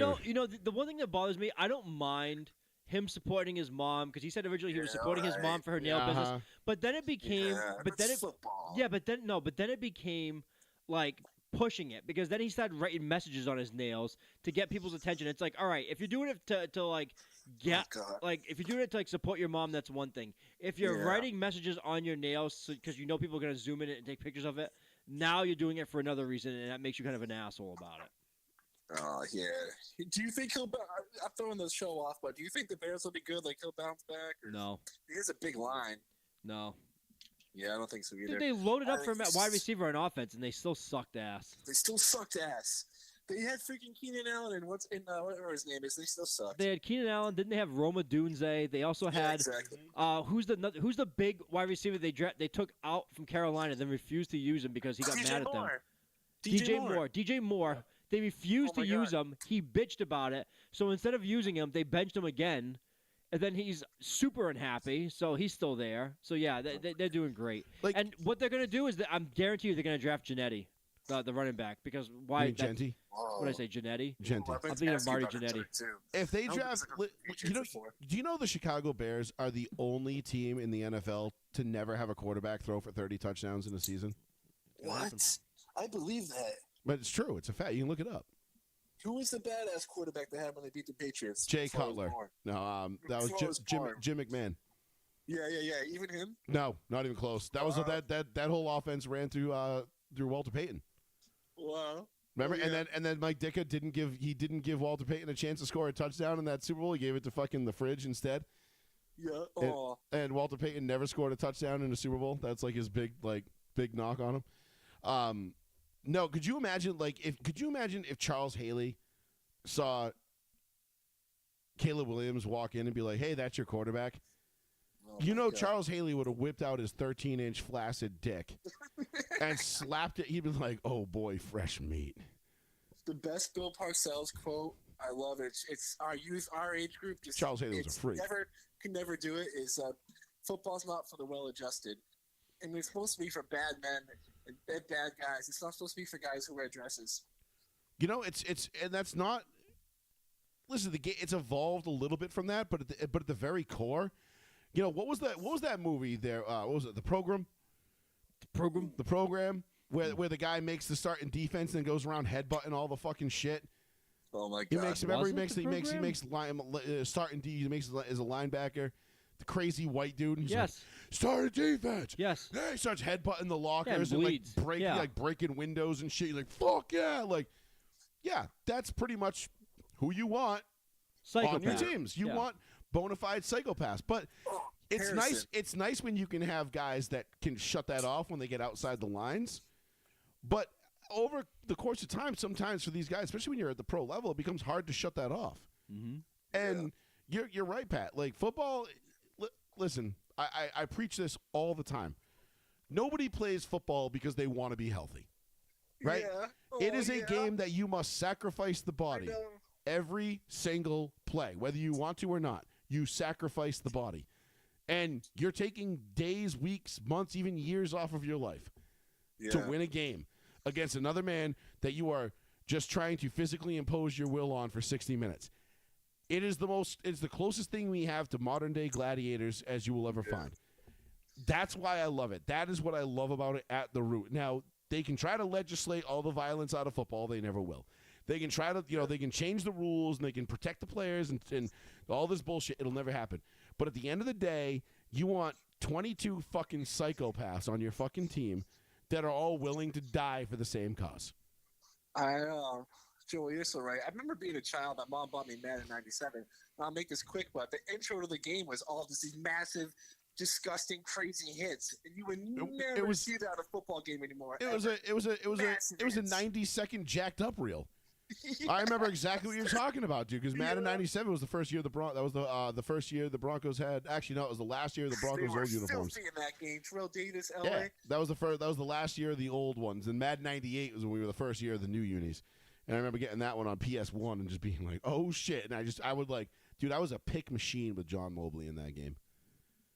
Wow, I would take control of John Mobley and I would just be like, boop, pick, boop, pick. Dude, I think my favorite player to play ever in a Madden game pre PS consoles was Tim Biakabatuka for the Carolina Panthers, the running back. I don't know why I was so good with him. It was stupid. For some reason, Madden 64 on N64, Ricky Williams was my dude. Oh, Ricky Williams, 99 everything. Yeah, I'm sure, dude. There was like a toss play that was unstoppable in that game. It was so annoying. Yeah, because the game probably had no lateral strife. Yeah. The guy's like, run straight back or run straight down. Yeah, it was pretty bad. Oh, that's what I was going to ask. I want to throw Joey an absolute curveball. You can say I don't know, but is Archie Manning? I know you and I have fought Brady versus Peyton some ugly fights. You think anyone tanks for Archie Manning? Yeah. Oh yeah. A lot of teams. So. I think Archie Manning, given how well he played last year and what he showed last year, because now what's his name declared, right? Ewers? Quinn Ewers. Yeah, he did his pro day today, and he was phenomenal. Listen, I think Quinn Ewers can play. I don't know if he's going to be in a good quarter. I think he could be like a Jimmy Clausen level. I think he's going to be ass. Pro quarterback, like stopgap, maybe career backup type. Career backup for sure. You know what I mean? But like he could come in and win you a game in a pinch. You know, like a Jimmy Clausen kind of guy. But no, Arch Manning, I think, is going to bring a special breed of interest into this next year's draft. I think if you are a quarterback starved team and you are going into this season with little to no hope, I think you are praying to God that you have less than no hope. I think Oakland is. Wow. I think Vegas is tanking. And don't put it past the Mannings to say, hey, we know you're drafted number 1 overall. Don't draft our kid. But Joey's so right. But their friend Brady is there. Point. Joey has a sneaky point. That is don't put it past him. It's not about Joey's Brady. Right. But he's their friend. Their friends outside of there. He ain't going to Cleveland. He's not going to Cleveland. He will definitely not go going to Raiders. Cleveland. Raiders might. He's not going to the Raiders. There's no way in hell. Do you know where they probably want him to go? There is Saints. no way in hell. They want him to go to the Saints. There is no way in hell Peyton. That's where I think he's going to end up going. Yeah. Why the Saints? Because it's where his grandfather Because played. the grandfather played for the Saints, and they want the grandson to play for the shit. Saints. To pick up the Manning legacy in New Orleans. I think that would be an awesome fit. Not because I think that's a great franchise and a storied franchise, and I don't think they really even deserve him, but it would be a cool fit. But it's far away from the Broncos, Colts, and Giants that it's like, all right, it's a new division of the Manning. Or I could see the Colts sucking enough ass to get him. I was just thinking that too when you were talking. I think Peyton would be like, why don't you get the fuck out of here? This is but I don't think it would matter because he's already going to own that town the day he walks in. Yeah. Your last name Again, you're playing quarterback in Indianapolis, and your last name is Manning. I don't. And you're of the bloodline. I agree with Sean here. I don't want Brady's kid to play for the Patriots. If Brady's kid grew up to play quarterback, I wouldn't want the Patriots to draft him. But if Arch comes up, if Arch goes to Indianapolis and tears it up, big if. bro, he's king of the city. But then if he goes to Indianapolis and fucks it up, so what? Who gives a shit? He's still going to get paid. Yeah, the Saints, that's a good aspect. Don't go to Cleveland with that Diddler. Honestly, it's gonna end up coming down wherever Arch goes. His level of success is going to come down to, and I think what they're going to dictate to, and I think the Manning family is going to they usually do like they did with Eli. They are going to dictate where they want him to go. Yeah, and it is going to be very based on ownership structure, GM, and head coach. And how are you going to put pieces around my nephew to succeed? Don't be surprised. And this is a sneaky fucking, again, which is why I'm not totally sold on the Titans taking Cam Ward #1. Don't be surprised if he ends up in Tennessee. Take Abdul Carter and just wait a year. Yep, take Abdul Carter and then draft Arch and suck balls this year. Draft Arch Manning next year. Then finally, the Tennessee gets Manning back. They get a Manning back in the fold, and you go from there. But we're spitballing a long way. We got a lot of football to be played. But no, I listen. No, that's a good question. I love it. Oh, and Pat, by the way, I was all in on doing a draft night show this year, and Sean said no. I fucking work. I will tell you guys, I mean this from the bottom of my heart as a Rowan Seaman fan. My biggest hangover, the most fun show. I love that draft night show. I fought for it every year, but no, I understand. I was like insanely this is the I drank so much that night. I just laughed my ass off. This is the first time since that year that we did it that I'm able to do it, and Sean just said no. He poo-pooed the whole thing. I can't. I'm fucking working. It takes so long, and then it's a 3 or 4 hour commitment. He totally poo-pooed the whole thing. Do you do it? I'll still listen. I don't know. Maybe me and Paul will do it. I don't know. Paul ain't gonna do it. Oh, that's true. He's gonna work that night, I think. I have one more question. Nothing important. I don't know what it was. I forget. I'll think of it in a second. What the hell was I going to say? So you can throw it in the you can throw it in the chat if you think of it. Yeah. Is there any last? Here's what I'm going to say. Here's what it was. To prove I'm no football expert, I've been waving my hand in support of Michael Tomlin for a couple of years now, saying he's not great. And I realized my friend told me who's a Steelers fan. He hasn't won since 2007. Who the fuck is gonna go there to the Steelers? Rodgers? Yeah, it's Rodgers. I think it's gonna be Rodgers. Do you think Tomlin's on ice this year finally? No, the Rooneys don't operate like that. Yeah, I mean I like Tomlin, but I didn't realize he had won since 2007. No, 2008. Oh, the Super Bowl. Wow. Well, and then they got to the Super Bowl in 2010, lost to the Packers. And then there was that whole weird, like, Le'Veon Bell, AB, Big Ben trio that never really got it done. That never won, which is shocking. Because they just kept running into, like, the Patriots every year. And the Broncos. And then, then Denver was pretty good, too. And Baltimore was pretty good. Cincy was pretty good. They had a really rough go there for a couple years in that division. Can Rodgers win there? Yeah, yes. Probably. Yeah, Aaron, listen, say what you want about Aaron Rodgers and his stint with the Jets. It was abysmal. But if you actually watched Aaron Rodgers on the Jets last year, Aaron Rodgers was the least of the Jets' problems. Yep. Aaron Rodgers can still play football. I hate to break it to everybody. We've all taken jobs and been like, oh, what the fuck did I just do? I mean, that was just never a good place for him. I was hoping he would go to the Vikings and just complete the circle of Favre. Yeah. But Pittsburgh would be kind of cool, too. JJ's still wicked young. You got to remember. I don't know. He's really young. think he's like 20, probably turned 23, I think. So No, maybe McCarthy? 1 year. McCarthy? Yeah. I mean, and he's coming off an injury too, but Aaron Rodgers didn't make sense for the Vikings. It would have been cool. It would have been funny because it would have been like, oh my God, he just did the exact same thing Brett Favre did, just, plus 1 year in New York. But it just would have been so fucking awesome for everybody except Minnesota Vikings fans. Because they'd have been like, are you fucking kidding me? I have to do this twice in my life now? Like, what the fuck? Yeah. I don't believe in Sam Darnold. I think he's a dildo. I think he was a project of that system. He's gonna flame out in Seattle. Well, they have nobody. They have nobody out there too. I don't think Sam Darnold's as bad as people think. But he's if you're thinking he's gonna go win 13 or 14 games in Seattle, you better. They just got rid of up. DK Metcalf and and Lockett. Yeah. All they have is JSN. And he's like, yo, that's it. Jackson Smith, man, the jibba. Yeah, I'm not saying the last name. Yeah, I don't know, man. I'm happy with the Patriots. I'll take Stephon Diggs. I hope we're not done. My last question, I'll let you guys finish your show, but my last question is anything with Amari Cooper? Is any other free agent wide receiver you would take, Sean? No, I don't want Amari Cooper anywhere near New England. I like all the old names. I like Lockett. He's If too you're fat. in need of a veteran guy, I like Lockett a lot. I will take Tyler Lockett, Really? sure. Okay. Yes. I'm a big Lockett fan though. Lockett, I'm fine. I don't want him as a number one. No. Lockett. I'm thinking like a 4 at best. I'll take that. Like, I mean, But then I'm if talking. If he's 4, you got to cut Kendrick Bourne. Yeah, That's just the I'm same talking. player. I'm talking like I'm not even saying just for New England. I'm saying in general. Like, if he goes anywhere and he's more than a 3, then you got problems.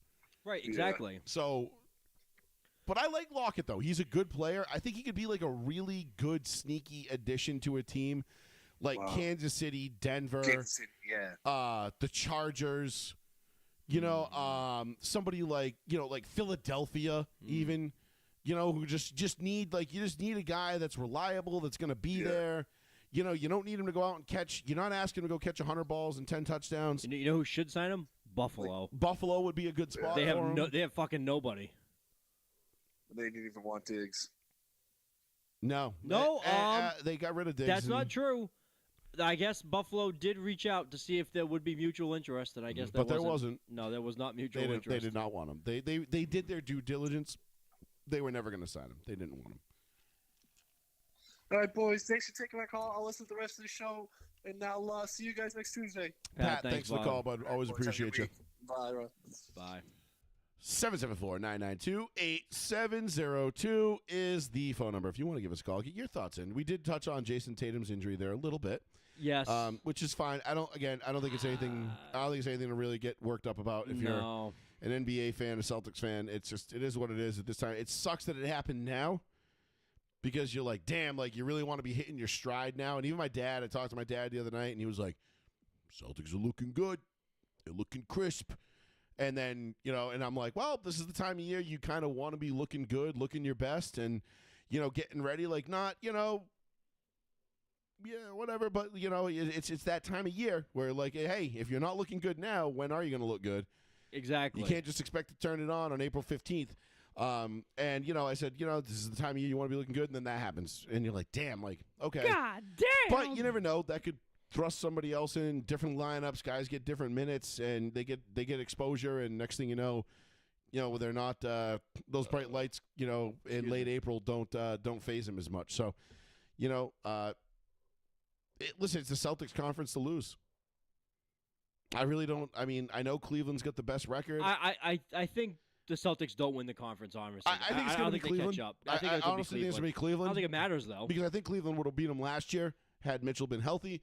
That being said, it's the Celtics conference to lose. Right. They're still Cleveland might be the better team, but I'm not entirely sold on the idea that the Celtics are just going to go away quietly. How many games do we even have left? I don't even know. Because for every Jason Tatum, they got a Jaylen Brown, so they kind of balance out. There's about 6 or 7 games left at best, maybe less. 5 maybe. Because what? Oh yeah, it's already March 25th. No, we got what, 9. 2 weeks? 9 games left? Really? God damn, that's a lot of games. That's a lot of Why games. the fuck so many games? Yeah, you figure it's what, 20 days? Oh, there's 3 weeks left. 3 games a week, 3 weeks. That makes sense. God, Because the damn. playoffs start what, April 14th? 1, 2, 3, 4, 5, 6, 7, 8, 9, 10. No, 10 games. I missed the last one. Back Charlotte on the 11th and the 13th. What the fuck was that? A makeup game? The 13th is the last day of the regular season, right? Dude, we're playing Charlotte 2 games in a row. Yeah, tax weekend, baby. It's always the start of the playoffs. Yeah, that's some bullshit. That's some bullshit.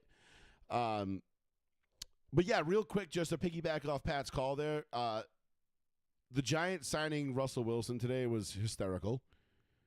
I just don't. Chaos. I don't. What the fuck are the Giants doing? Chaos. You just promised Jameis Winston the starting job, and then a you week. bring in Not Russell. even, You bring in Mr. Unlimited. dude. After the show ended last week, Jameis Winston was signed, and then you bring in Russell Wilson to also compete for the starting job. So you just lied to Jameis Winston. I know. I know. I know the Broncos are paying Russell Wilson the majority of his money. Like, you don't have to pay him a bunch to be there. But, like, that's who you're bringing in to push Jameis. Like, Jameis is already better than Russ at this point in his career. It's not even close. Is Jameis a turnover machine? Yes. Is Russ a turnover machine? Also, yes.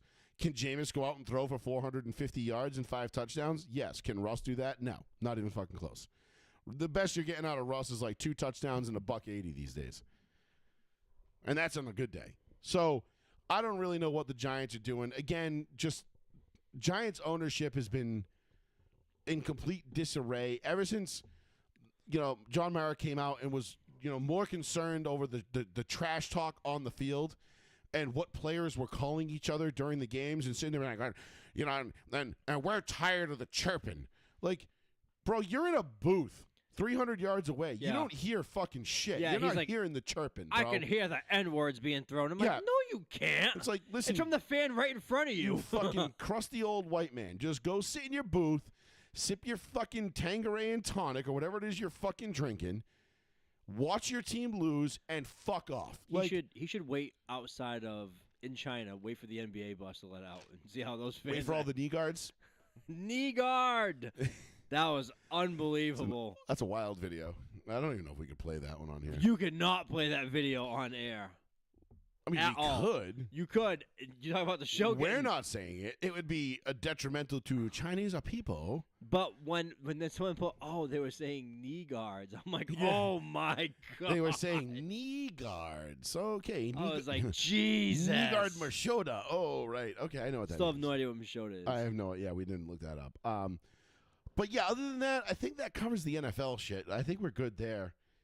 I mean, we can joke about Miami because we were going to get into it. Oh yeah. So the Miami shit, the Miami Pro Day was Abysmal. what the fuck was that? Cam Ward looked excellent, looking like the number 1 overall pick in my opinion. Can I just say this about Cam Ward? Yes, If Shador Sanders had Cam Ward's build, he would be number 1 overall pick. we would be talking about Shador Sanders because Absolutely. Shador Sanders is a child. a better quarterback than Cam Ward. He just doesn't have the physical tools to play in the NFL. He's more accurate. Yes. He can diagnose the defense pre-snap better. Yes. And he throws I know this sounds like it's the same thing as accuracy, but it is to a degree, but like I want to like kind of like his ball placement, He throws a prettier ball. like where he can put the ball like away from a defender, not necessarily like, oh, can you put enough air under it, and then here and there. His deep balls are great. Everything his intermediate throws are great. Everything he does with his right arm is great. But the way he places the ball in traffic, so only his guy has a shot at it, is really spectacular. The problem with him is that his body his physical size is what's going to limit him. And he's kind of a douchebag in his head. That also is not helping him. Cam Ward, Mm-hmm. laser rocket arm, beast of a human being. Teammates struggles, love him. Great teammate. I mean, for all intents and purposes, I mean he was the best. I mean, not in all intents and purposes, he was the best quarterback in the country this year. Didn't win the Heisman because he was going up against Travis Hunter and Ashton Genty. Mm-hmm. Any other year, he's winning the Heisman. What, was he Lank? No, that was Alabama. Lang was yeah. Yeah, he's coming out this year too. Let a naysayer know. That is not what I thought. It's one of my favorite Pat McAfee clips of all time. And everyone else in the booth just dies. But no, all right. I thought for a second that was him. No, that wasn't him. That was that Alabama or LSU? It was Bama. Because it was Milrose? Yeah. What- I can't think of Not Jalen Mills. I want to say Millhouse. That's Simpsons. I forget, but yeah, you're God right. Damn it. Go ahead. I think Cam Ward is going to be. He's going to be the number one quarterback taken. Milrow. Jalen Milrow. Yeah. Yeah. Alabama. I just don't know that Cam Ward is going to be. How do you say, like? I just don't know that he's going to be the guy. Did my watch just die yet? No, What the fuck? I think there's a good chance. I think there's a good chance he could be a good decent starter. I was going to say. What I was going to say before my watch just like shook violently and distracted the fuck out of me. Like you were having a stroke. I'm like, yeah, like, is my blood pressure too high right now? What the fuck? Because it does that sometimes. Yes. Like when I'm racing on my sim, and it'll be like, my watch will buzz and be like, yo, your heart rate is really high and you haven't moved for a half an hour. What the fuck is going on? It's like dial 911. And I'm like, now. I'm on my 3rd Celsius and I'm dipping pre-workout and I'm in the middle of a 400-lap race. Fuck off. No, I think Cam Ward can be a good starter. I don't think he's going to be a day one starter. Okay. No, I don't think so I think either. he's got a lot to learn, and that's why I really want him to go somewhere where he can kind of be like, put on ice for a minute and just chill and learn and understand, like get the game right. I like Cam Ward as a player. I just don't think he's pro ready day one. Mm-hmm. And his accuracy is what I think is going to ultimately be his downfall day one, because he doesn't throw a very accurate football. It's easy to hit Restrepo, even though apparently he's the slowest human being on the fucking face of the planet. We might be the same speed as him, and we don't train. Bro, I almost... at all.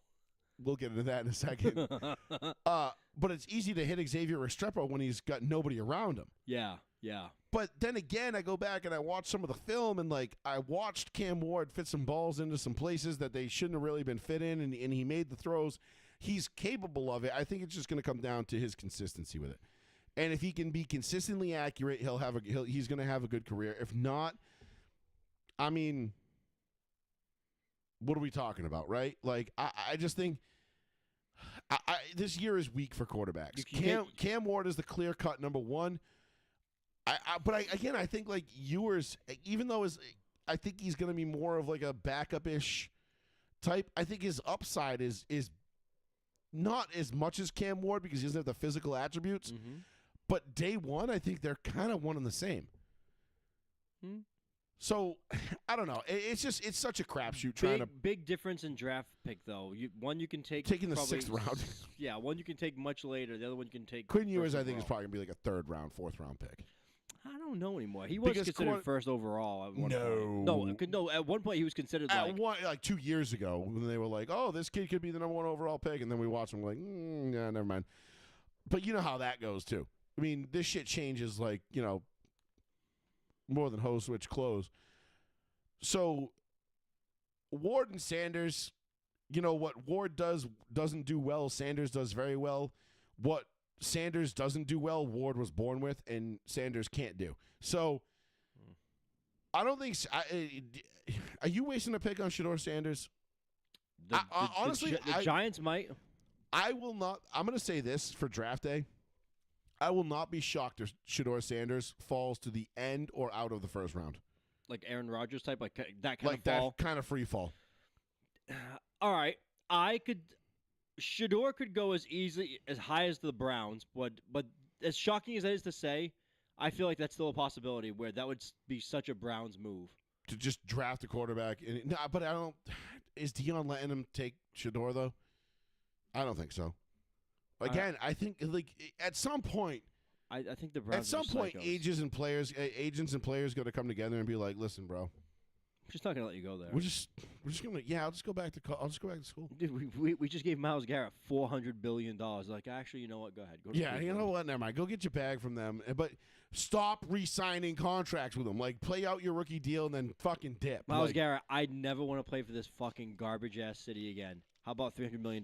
Well, you This know, is when you put it like that, this sounds like, you know, I really like the 2-building look. You know, it's really Look nice. at both of these buildings. You know, Cleveland. For those that don't know, Cleveland has 2 buildings, and their skyline is spectacular when those 2 buildings are lit up for Christmas. Is that song still like updated? Like, Oh man, I don't know. I hope like maybe that's like updated version of that song. I haven't seen that in so long. I feel like it gets pumped out so often. But I don't know. But Shador could go as high as 2, but then he could slip all the way out to like the end of the first round. I do think he'll get picked in the first round though, regardless. He's too talented. Fun times in Cleveland today. Cleveland, come on down to Cleveland town, everyone. Come and look at both of our buildings. Buy some food that's prepared near the street. Who knows, you might even see this guy. You should come on down to West 6th Street. It's the perfect place if you're a douchebag. Watch the poor people all wait for buses. Who the fuck still uses a payphone? Here's the place where there used to be industry. This train is carrying jobs out of Cleveland. Cleveland leads the nation in drifters. Here's a statue of Moses Cleveland. He's the guy who invented Cleveland. Yeah! Crazy. Fucking classic. That This video is is such a taking the classic. jobs out of Cleveland. That video was such a like. What was that? Like 06, 07? Was it? It feels like Let it me was see even when earlier. that- It feels like it was like 03. 15 years ago.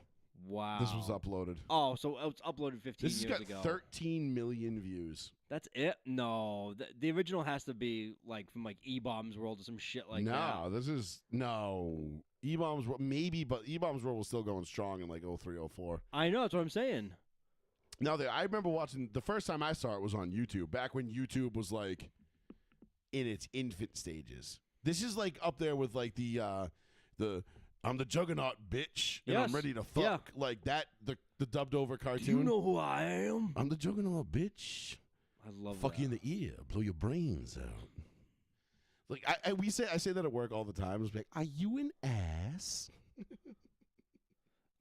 Like there's so much old internet shit that people are like. But that are you was talking about? 15. Yeah, it was, That was 20 years ago. dude. This was uploaded 15 years ago. 15 years ago was only 2000. 10. And that's 2010. definitely That's older older than that. than- absolutely. That's 07, 06. Somewhere it's right around the time when the Juggernaut video came out. It has to be. Watch, just get a notification later on. Your video has been pulled. Oh, my helmet, Charles. Stop fucking with my helmet. Oh my! My chest. My bloody chest. When the fucking Wolverine's just like taking it. Bah, yeah. Dude, there's so many great ones. Like I just love when like the whole like the castle's like falling, all the shit's like collapsing in, and he's like, I'm counting on my money. What the fuck is all this shit folding? The guy comes from outer space. Oh fuck! It's Captain Planet. Captain Caveman. Oh man, those You look like ketchup, mustard, motherfucker. there was so many good dubbed over videos of those. They did it so well. That one was the classic though. The Juggernaut. I'm the Juggernaut bitch was the classic one, dude, because that was just like when he like picks up, was it like Storm, and he puts her on her shoulder, puts him on Rogue. It was Rogue. I Rogue think. puts her on It her was Rogue. shoulder, and he's just like running away. He's like, Jugs, gotcha. And there's just some guy high as shit in his apartment just recording all these lines. And just two Mystery dudes. Science Theater. Dude, it was so good. It was so fucking good. I wish we could Mystery Science Theater 3000 football games. You can't do any of that anymore because they just Everybody's like, copyright copyright, straight. copyright. Like, could you imagine like you, me, and like Paul just like sitting there like our outlines, and we're gonna go back and just watch like these football games. Like we're gonna go watch the 07 Super Bowl with the Giants and the Patriots, and we're just gonna comment on it. We already know what's gonna happen. We're just gonna comment on it. Mm-hmm. Or like we're gonna watch the 2012 Broncos Ravens, and like, oh, here comes Jacoby Jones, ready to ruin my life. And Joe Flacco just stuck a stake through my dick. All right, cool. You know, like, it's like, oh, good job, Raheem Moore. Way to keep your feet. Good job. Way to be an athlete. Not his fault, but anyway, I digest. So, yeah, we did. So we did pretty much. We covered most of the NFL stuff for today. We did the tush push. Russell Wilson with the Giants, which is just LOL laughable. Diggs, obviously the big one. Well, Diggs was brand new spanking news. He did the stupid Miami thing. And more news is going to continue to break. I mean, we're still only, we're a month from the draft as of today? It sucks. Like a month and 2 days? Everything's late this year. Like Easter's late, WrestleMania's late, fucking the draft is late. Fucking WrestleMania, Dude. That's throwing me way off. You don't understand. I have a child who reminds me how many days it is every day now. Mm. This is his Super Bowl season right now. This and is true. I'm enjoying it while he's loving it because in a few years he's going to switch over to a sport, whatever sport that's going to be, and he's going to be like, we have to do this every day for the rest of our lives. And I'm going to be like, I miss wrestling. It's going to be too much and it's going to be too expensive. You're going to be dragging him to like basketball practice and it's like, come and visit me in Cleveland. I'm like, God damn it. You know, he's going to be playing basketball and you'll be like, Cole, do you know who your mother is? You have no future in this game. Like, first of all, you know what's funny? Unless you're the white Spud Webb, we're done. Just stop. So, give it up. All right, this is a sidetrack. My wife is vertically challenged. So anyway, we were talking to Cole, and Cole she's my tiny little pet. and my son is 6, mind you. So my son the other day, we talked about something in sports, and he was like, "How old is?" Because my son loves to ask how old people are. And he goes, "Well, how old is Drake May?" And I was like, "Because football came up," and I was like, "Drake May is probably like 22, 23." And he goes, "Huh?" And I was like, "Yeah, he's young." And I was like, "When you play professional sports and you get drafted young, it's right out of college, so you'll play young and you'll retire like even before like mommy and daddy's age right now. Like you'll retire early and be set for the rest of your life as long as you're smart."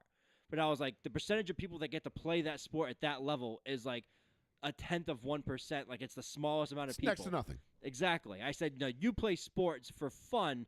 Now, if someone's going to pay you for sports, you'd have to be so good at it that you're better than anyone else that's ever played in like your local region forever. Yeah. And he's like, I'd be good at basketball. And I'm like, and I said out loud, and I was like, I'm going to put a big pause on that. And I said maybe we just try hard at baseball then. Because I don't want to get this kid's hopes up. Like, I'd be good at basketball. I'd be like, well, maybe until you hit about 4th grade. I'm like, kid, the guy in front of the 6th grader next to you is 7'1". Like, I don't know what you're gonna do. I mean, here. listen, but here's the funny thing too. It's like if I knew I was gonna grow up to be 6'3", 310, with the strength and ability that I have in the weight room, I probably would have taken football a lot more seriously in high school. Absolutely. You know, but I didn't like it back then because I wasn't 6'3", 310, and I didn't want to play a game where I didn't have that mentality back then of being like wanting to like physically assert myself, probably because I wasn't capable of doing it. Until I got a little older and like I got to like senior year of high school and I realized like, oh, I am a better athlete than most of the kids that I'm like, this is clowning fun. around with. Like, this is kind of cool. And then I started training and then I started lifting weights. And then all of a sudden I went from 217 pounds to 265 pounds. And I was like, oh, now I get it. Yes. Now I get it. But I didn't know that. But that's why I went on to play college football without ever having played, really a down in high school. Right. You know, and but anyway, it just, you never know.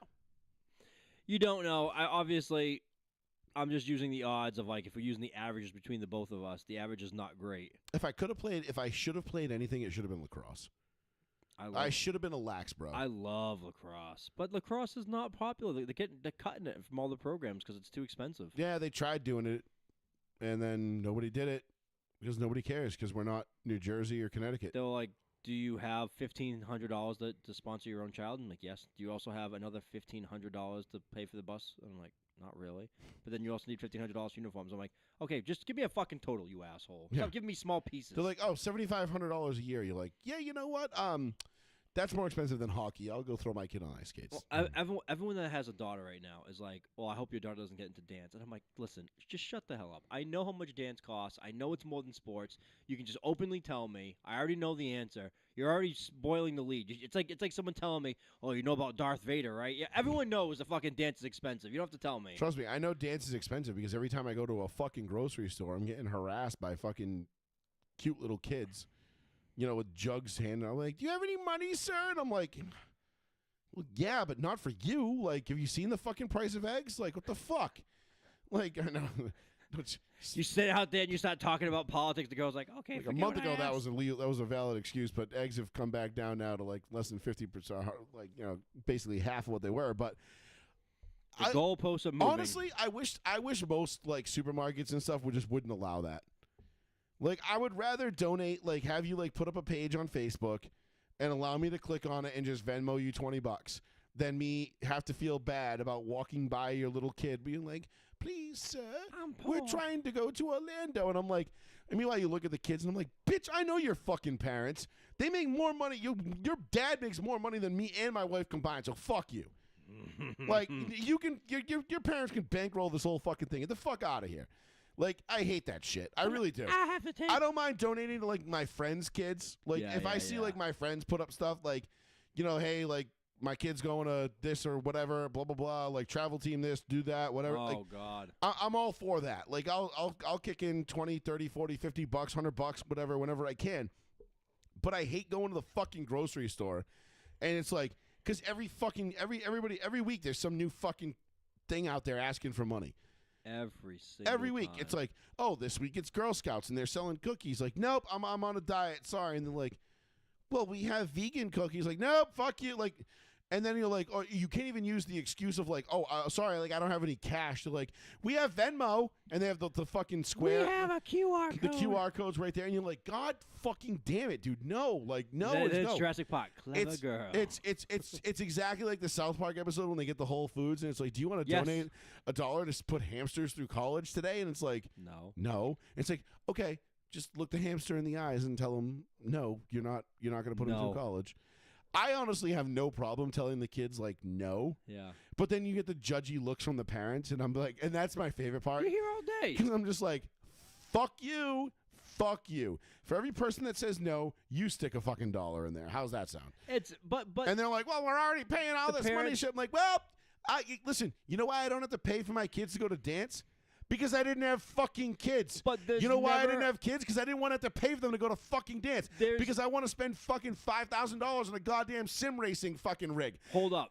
There's your kid's dance thing. $5,000 a year to put your kid in dance, or I can build a sim racing rig. Doing stuff for Fuck you. kids, doing stuff nonprofit stuff for kids, I have no problem with. No, nonprofit stuff is different. No, I'm saying, but that's essentially what it is.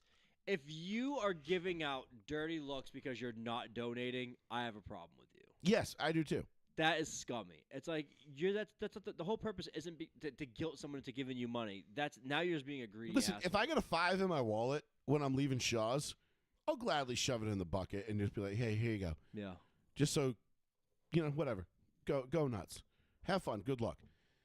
But if I don't have cash, I'm not scanning your fucking QR code. Like, I don't know you. No, it's a pain in the ass. Honestly, like, I'm pretty sure if I just went on Facebook and I was like, typed in like, oh, this group is asking for money. Do any of my actual friends need donations for money for their kids to go? Like any of my pseudo nieces and nephews, do they need any help? Because I'd rather put my money towards them. No offense, other stranger kids that are probably from like Rehoboth that are at the Dartmouth fucking, Shaw's for no reason. Like, I don't know. Why are you down here? I don't fucking know. But it pisses me off. It just fucking annoys me. I don't, like, fuck all. Like, even you go to fucking Lowe's now. And it's like, do you want to round up Lowe's? to donate? Oh, okay. And I'm like, go fuck yourself. Do I want to round up to? No, I don't want Oh, to fucking God. round up I and don't- donate. I hate Kiss my that. fucking ass. No, I don't want to donate to any of your bullshit. Dude, how much stuff, and I know this has been brought up ad nauseum by so many people, but every store is asking you to round up. It's like, Dude, no. Like, absolutely I'm- not. I don't even I'm know what broke. that foundation is. Yeah, no shit. Like, y'all are fucking gouging me on the price of fucking everything. Now you want me to round up 91 cents? Kiss my fucking ass. I just told you had this thing marked priced wrong, and you're giving me shit about it, and you're gonna ask me to round up, Yeah. Fuck you, dude. That shit pisses me off. round down, and we'll talk. Yeah. Well, yeah. Oh, you didn't bring your own bags? Okay, you can have these paper bags, 10 cents a pop. You know what they should say? Do you want to round up? They No. should say, hey, it's 53.42. Do you mind if we round down and take the 42 cents and give it to a charity? Absolutely, please. Then do in it. that case, yes. You may not maybe leaving like a king, like I would- walking out of there. I would probably still say no, just out of spite. Like, no, The store's because I don't believe that 42 cents is going to whatever it is you claim it is going to. You're right.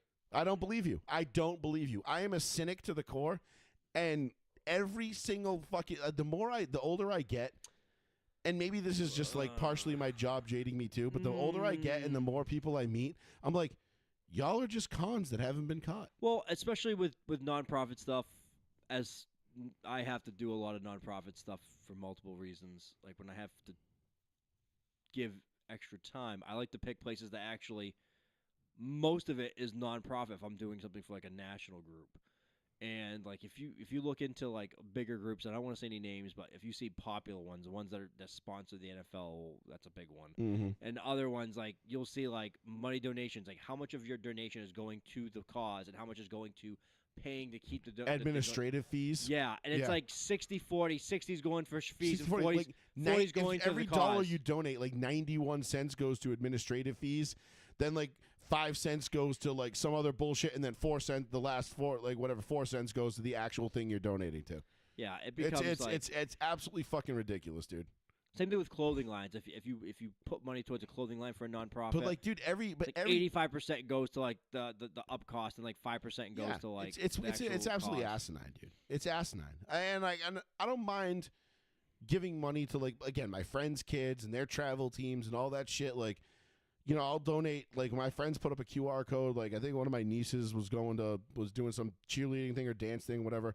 I don't know. I think I threw like $20 or $50 at it. Like, I don't know. Like whatever I had that week. That it was available for me to just dispose of. I was like, yeah, cool. Like, go ahead. You know what? Instead of me buying fucking 2 extra handles of vodka this week, I'll just give you I'll sacrifice that. Okay. All right. I guess I'll suffer. You know? you put 7 nips in there. Thing the person's like, hey. Yeah, right.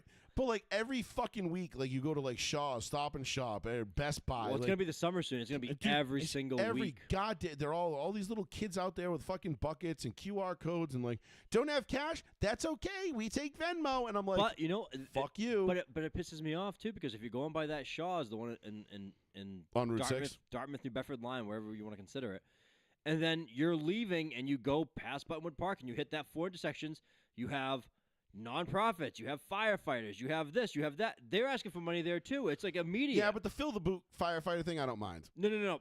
I'm saying like, but that's just one of many things that are there now. Oh yeah. And I'm not talking about the grifters that are like, the give beggars. me $1 and I'll give you a carnation. I'm not talking about that bullshit. That's all fake too. The homeless. No, they're not even homeless. I'm talking about like people that are out there that are just like, how would you like to donate to Troop 9? Or like, it's like, God damn, there was someone right here 30 seconds It's like ago. everybody's got a cause and everybody wants your money. It's like, yeah, you know what? You know what's a fucking cause? Me. I'm a cause. Give me your money. You see this car? It's literally on fire. I probably won't even make it home, to be honest with you. I mean, I was just driving around committing felonies for 8 months and didn't even realize it. You know, like, Jesus Christ. I was on a nonstop felony for 8 months. Didn't matter. Never got pulled over. That's a great story. Yeah, just to give people a quick insight, I won't throw the dealership under the bus because I like them. They were good dudes. But I bought my car, and the dealership, they did a plate transfer. Problem was they never transferred the plates, never registered my car, never insured it. So I just bought the car. I thought everything was good. Didn't notice anything until I got my excise tax in the bill in the mail, and I was like, "Why does it still say my old car?" What happened to your old car? It's gone. They junked it. They junked it? I junked it. I gave it to a buddy of mine who salvaged it. Someone's driving it. No, it's gone. Yeah, I know. Yeah, no, it's still legal. It was legally on the road, and I'm like, and my wife was like, "That's weird." Like, yeah, your insurance didn't go up at all. Like, that's weird. I was like, I don't know. Maybe they're just whatever. Who knows? I don't know. And then we get the excise bill and the excise tax bill in the mail. We're like, wait a minute. And then shit started adding up real quick, and then the dealership calls me, and they're like, "Hey, you registered your car, right?" And I'm like, "No, you did." And they're like, "We did?" I'm like, "Yeah, remember we did a plate transfer?" And they're like, "Ooh, oh yeah, that's right, we did, didn't we?" You should have started playing like the saw theme music behind you. Yeah, and so all of a sudden, it came to light that I'd been driving an unregistered, uninsured vehicle for almost 8 months, and not once did I get pulled over, stopped. Nobody even batted an eye. It's insane. I mean, I guess this is. I already know certain friends of mine will be like, "See, it's a white privilege I've been talking about." Maybe it is. Maybe it isn't. I don't know. All I know is I went 8 months with a vehicle that should have been towed if I got pulled over. And it's, listen, I'm not saying I drive the thing like a saint. It's a twin turbo 6-cylinder. It gets up and goes. There have been more than a few times where I have hit triple-digit speeds on roads I shouldn't be doing triple-digit speeds. And not once, knock on wood, did I get pulled over? If something were to happen, I mean, it would have taken you a while, but you had a case. Oh, I definitely had the case because it wasn't my fault. Now, I could just claim ignorance, which is what I would have done. You didn't actually know. I didn't actually know, but I mean, honestly, I should have probably noticed, like, after about a month when I didn't get the registration in the mail, like, hey, you guys get that registration yet? Like, what's going on? Life. When the title never showed up, things like that. You're not going to get the title. The title won't come to you unless you paid for it straight out. I did. I paid for it cash. Oh, then fuck. Yeah, so I'm like, That's why they blew you off. Like, this guy paid for it cash, we get nothing else. Yeah, they were like, see you later. That pretty much. And that's pretty much what I gathered from this whole situation. But lesson learned. You pay cash for a car. They hate that. I would like to finance $12 of this car. Yeah. I'm going to finance $1,000 of this car, please. Like, get the fuck out. They're like, no. But yeah, it was funny because apparently I've been, driving around a vehicle that was unregistered and uninsured for 8 months. So immaculate. That is a phenomenal thing and to hear. one of my buddies was just like, how the fuck did you never get pulled over? And I'm like, I don't know. Must be that honky privilege. I got no inspection sticker on it too to boot. What? Yeah, I never got it for inspected. 8 months? Never got it inspected. First of all, I almost murdered my wife because I got in her car one day because I've had a plethora of car issues lately. I don't believe in inspection stickers. That's me. I have a very personal beef with inspection stickers. I too believe it's a bullshit thing you have to do for this fucking state. That's a whole other issue. So I use her car, which I don't like borrowing her car just because it's a quirk of mine. So I have to use her car to go do shit. And I get in the car and I'm like, I come home and I'm like, you have no fucking sticker on this car. And she goes, yeah, I do. And she's like, it's on the license plate. I was like, not the fucking license plate sticker for the registration. I was like, for the windshield, the inspection. She goes, there's another one? And I'm like, my girl. I'm like, hell yeah. I'm like, technically, you get pulled over or something like that, they could potentially tow this. And she's like, they won't tell you for an inspection sticker. It's a $50 fine. But with my history, because I think I've gone to court a couple of times. The last time I went to court to get a ticket appealed, it was a speeding ticket, something else, and I forget. Maybe it was like tint, and then the inspection sticker. And they wiped everything off the ticket. They're like, all right, we'll get rid of this, this, and this, but seems like given your record of tickets, you kind of have an issue with inspections. And I was just like, and my late great uncle at the time, who was also my lawyer, just looks at me and he just like gives me the eye, like stares at me, and I'm like, yeah, I just don't believe in him. I don't believe in driving for a sticker for cash. And my uncle's looking at me like, shut the fuck up, Joey. And I'm like, yeah. And he goes, all right. He goes, so I'm gonna get rid of. He goes, we'll let you off on the speeding. We'll let you off on this. He's like, but the inspection sticker one, that's gonna stick because this is now the 4th ticket you've got in 3 years for inspection stickers. And I'm like, damn. And if you pull me over in 6 months, you can get me for another one because little do you know, my car won't pass inspection in this shitty fucking state because it's throwing some dumb fucking code or whatever it was. And, oh God! And that me was too. actually that was like 3 cars ago. And then my Cadillac broke, and it was like one of the on my 09 Caddy. What the emissions? It was it was like some timing belt sensor broke. So it just retarded the timing on the car. It had nothing to do with the emissions, the performance, nothing. Like, the car was fine. I hate when the O2 sensors go and they're like, oh, it's too much oxygen. $3,600 to get to this sensor because you had to take the whole car apart to get to the sensor and replace it. No thanks. I'm like, bro, I bought this car for $5,000.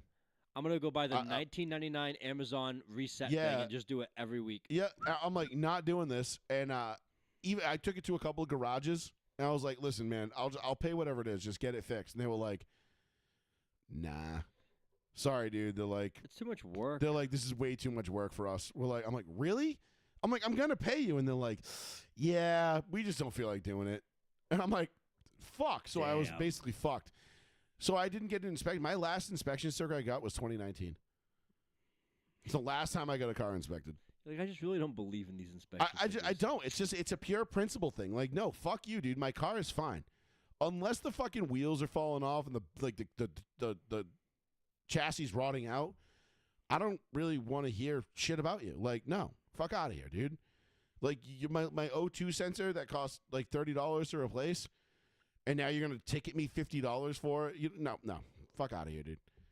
Inspection stickers are the biggest fucking scam, and then especially with all the new rules in this state about ride height and aftermarket shit and all that other crap. Like, fuck you. That, and you can't, like, if you get your sticker in January and you go February 1st and you gain the extra month, they get rid of all that. Yep. You go back to January. Yeah. They don't let you get away with it anymore. No. You know, it's every 12 months you got to pay. It's such a fucking, but you know, that's Massachusetts for you. But we got a train. Hey, we got a train. It only takes an hour and a half to get to Boston on it. I mean, I could drive into the city in 45 fucking minutes. Yeah, but you might hit traffic. Ooh, maybe I would. Maybe I wouldn't. I think I'll take my fucking chances. Isn't she lovely? I'm like, well, you can kick back on the train and relax. And I'm like, no. Relax. I'm like, have you ever seen videos of fucking trains, mass transit? New York? No. I don't want to be stuck on a train that I can't get off of with hundreds of other people. Well, are you out of your fucking tits? Get the fuck out of here. You ever seen that zombie train movie, Train to Busan? Oh. It's a badass movie. I mean, I like zombie trains, but whatever. So before we get out of here, because we'll wrap it up with this, just to recap my NASCAR bets, we had a rough week this week. Okay, I'm glad I missed this week betting then. Denny Hamlin, we had picked, so we had Slick Willie, Denny Wait, Hamlin. hold on. We got two things left. One, we kept your bets, and we got to show the whole explosion thing. Yes, and we're going to get to that too. But Danny Hamlin was fined $500,000 today. Why? I don't know. I didn't see that. I think it popped up on my thing because I look up NASCAR stuff now because of you. And so it says, you must be interested in this. And I was like, I don't know what the fuck you people are talking about. Just do Hamlin fine, right? I don't see anything. No, not. Oh, fuck it. Hold on. It's Danny Hamlin, right? Denny Hamlin, yes. Oh, Denny. I'm in Danny. Okay, so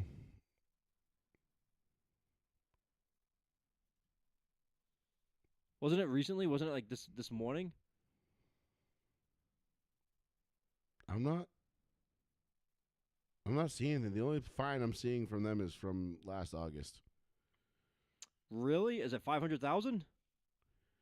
If it's a $500,000 fine, it'd be like one of the biggest fines in NASCAR history. I'm sure I would. You sure it was? Maybe. God damn it. Uh, All right. I thought maybe it was 50,000 then, but I'm almost pretty sure. 50,000 would make more sense.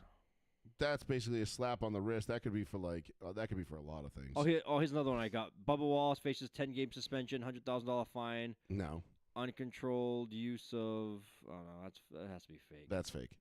No one's getting suspended 10 races. And anything involving Bubba Wallace, you have to immediately take with a grain of salt because so many people put fake shit out there just to get all the people fired up. I'm new to all this NASCAR no, shit. there was no major fines, not that I've heard of anyway. So, we had Slick Willie, Denny Hamlin, Seabell, Cindric, and Gragson as our picks this week. Slick Willie was running up front. He got caught speeding on pit road. That really fucked him. He ended up finishing 12th. Hamlin finished 5th after he won stage 2. We were looking good. Stage 2, we were looking really good. Because Cindric, Slick Willie, and Hamlin, I think, finished all in the top 5. Mm-hmm. Noah Gragson was running up in the top 10 all day. The only guy that really had an absolute shit day that never had a chance was Christopher Bell for some inexplicable reason. I don't know what the hell happened to him. The magic is off. It just, welcome to motorsports, baby. That's just how it is. So, I looked at the odds again. The 3 people I did pick to win this race that I said this is Kyle Larson's race to lose. He won. And I said Ryan Blaney and Tyler Reddick are both going to be right there. Ryan Blaney led the most laps. I think he led 129 laps, and then he blew an engine for the second time this year, which just sucks for him. So that was lame. But Blaney was the best car, the most dominant car. So I gave you Kyle Larson and Ryan Blaney. I didn't take my own advice because, again, I like to take the longer odds and get the bigger payouts. But Kyle Larson, again, this was Kyle Larson's race to lose. This is his track. or his type of track anyway. He hasn't necessarily had great success here the last 3-4 times we've been here because he's kissed the wall, fucked up, got, whatever. But the way he runs this place, which is that far off the wall, if he can do it, you're not beating him. And he did it on Sunday. So I gave you the winner in Kyle Larson. I think he was like plus 270, which was why I didn't bet on him, because I was like, I am not betting $100 on Kyle Larson to win that. Like, there's just too much that can go wrong with odds that low or that high. Now this weekend is Ryan Blaney is the favorite. Blaney is going to be the favorite. The Cookout 400 at Martinsville, the paperclip. This is where Ross Chastain did the wall ride. Remember a couple years ago? Yes. When he just rode around the outside. Yes. So fuck it. He just said, "Fucking send it." So this is that track. Listen, obviously Blaney's going to be one of my favorites. I'm probably not going to pick Blaney because his odds are going to be too low to plus 450 right now. Yeah, I'm not betting. I don't know. I don't want to bet $20 to win 90. You know what I'm saying? I think I would rather go with Denny Hamlin. If I'm going to go Penske, I'm going to go Logano. Logano's plus 900. And I think I'm going to go Slick Willie. Byron. Yeah, he's plus 800. So there you go. Those are the guys that. What do you think about Ross Chastain? I mean, I don't think Ross has ever won here. He's plus 2,800. I like Ross, but I don't think this isn't his type of race. Okay. Ross is a big speed, like kind of a speedway kind of guy. He'll run well here. He's consistent enough to like place well here. Might be good for a top 10 bet depending on what his odds are there. Same thing with like a Josh Berry, Noah Gragson. Like those guys are becoming like consistent top 10 guys. But like Brad Keselowski would be one. But I don't know. I really like Denny Hamlin this week a lot. Ryan Blaney, I think, is going to ultimately end up being the favorite to win it. Don't count out Kyle Larson because, again, this is these tracks that take 500. This is a true 500 lap race that you have to hit the same mark time and time again. You have to be so consistent. I mean, you're aiming for the spot the size of a dime. Right. On corner entry every single time. Your braking is going to be perfect. It's another thing too. Mechanical failure here is a big deal because the brakes get so much work. Yeah. You'll see rotors overheat, explode, calipers fail, brakes fail. You know what I mean? That's kind of commonplace at Martinsville. It's a short track. It's only a half mile. Damn. It's literally a half mile paperclip. Very tough to pass. Very tough to make up spots. So when you do, you're gonna have to make them up on pit road and pit strategy. So look for the teams with good pit crews. Again, Slick Willie, Ryan Blaney, Denny Hamlin, like those kind of guys. Unfortunately, we're in this stretch of the year right here where like kind of the favorites are gonna remain the favorite. It's not Formula One bad. We're like, oh, fucking Ryan Blaney's the favorite. He's gonna run away with it because we already know he's got the best car. NASCAR's not like that, but the heavy hitters. This is where the big guys show up. Yeah. This portion of the schedule. Then we get to Talladega at the end of April. Wheels come off the bus. Then shit starts getting real. And then Bristol also is another one that's kind of a wild card race. That's a lot of fun. But after this week, I think is when we get into like kind of more fun tracks, in my opinion. Martinsville's fun in its own right, but it's not my favorite. Last week's race at Homestead, it was not the same kind of excitement that we had in the fall last year. It wasn't as good of a race. It was a good race, but not as good of a race. But it's one of those races where you're like, well, it wasn't New Hampshire, so that's good. But it wasn't a great race. So our card took a little bit of a beating, but I did give our listeners the winners. I gave him the winner. Gave you Kyle Larson. I didn't bet on him because, again, I didn't want to throw it down. But if you're willing to throw down, like on Blaney at plus 450, if you're willing to throw $50 down on Blaney to win, Blaney's plus 450 as of right now tonight. That's a decent fucking bet, dude. Even if you throw, He's the favorite. If I throw $40 down on Blaney to win $180, I really don't think that's a bad bet. So but he's the favorite right now. He dominates this place. And Penske, again, I like the Penske car. So Logano and Cindric, like Cindric, I wouldn't bet to win, but Cindric is like a top 3, top 5 kind of bet. Those odds might be pretty decent in your favor. Wow, Austin Cindric plus 3,500. see, he's a long shot to win. But if you look at his like top 3, 5, and 10, there might be some money to be made there because I think the Penske cars are going to finish up top. Okay. They always run strong. The Fords have been running strong at these short tracks. Logano would probably be my sweet spot where, like, if you're not willing to throw down like 2 or 3 units on Blaney, you only want to throw down 1 unit. Logano is a guy that can run this place and win here. He's done it before. He knows how to drive this track. But Denny Hamlin's another one, and William Byron. That's kind of my big 3 right now. Logano, Hamlin, Byron. William Byron is plus 800, and Logano is plus 900, and you say who's the other Hamlin. one? Yeah, Hamlin's plus 750. Yeah, so they're all right in that kind of. That's like the top 6 racers. Yeah, right those. I think one of those 3 is probably going to win it. Well, plus Blaney, one of those 4. Yes. We'll take it, but you never know, man. It's crazy shit happens, and all it takes is for one ill-timed caution during a run of green flag pit stops like we had 2 weeks ago at Vegas with Josh Berry ended up on the right side of the pit schedule and ended up out front.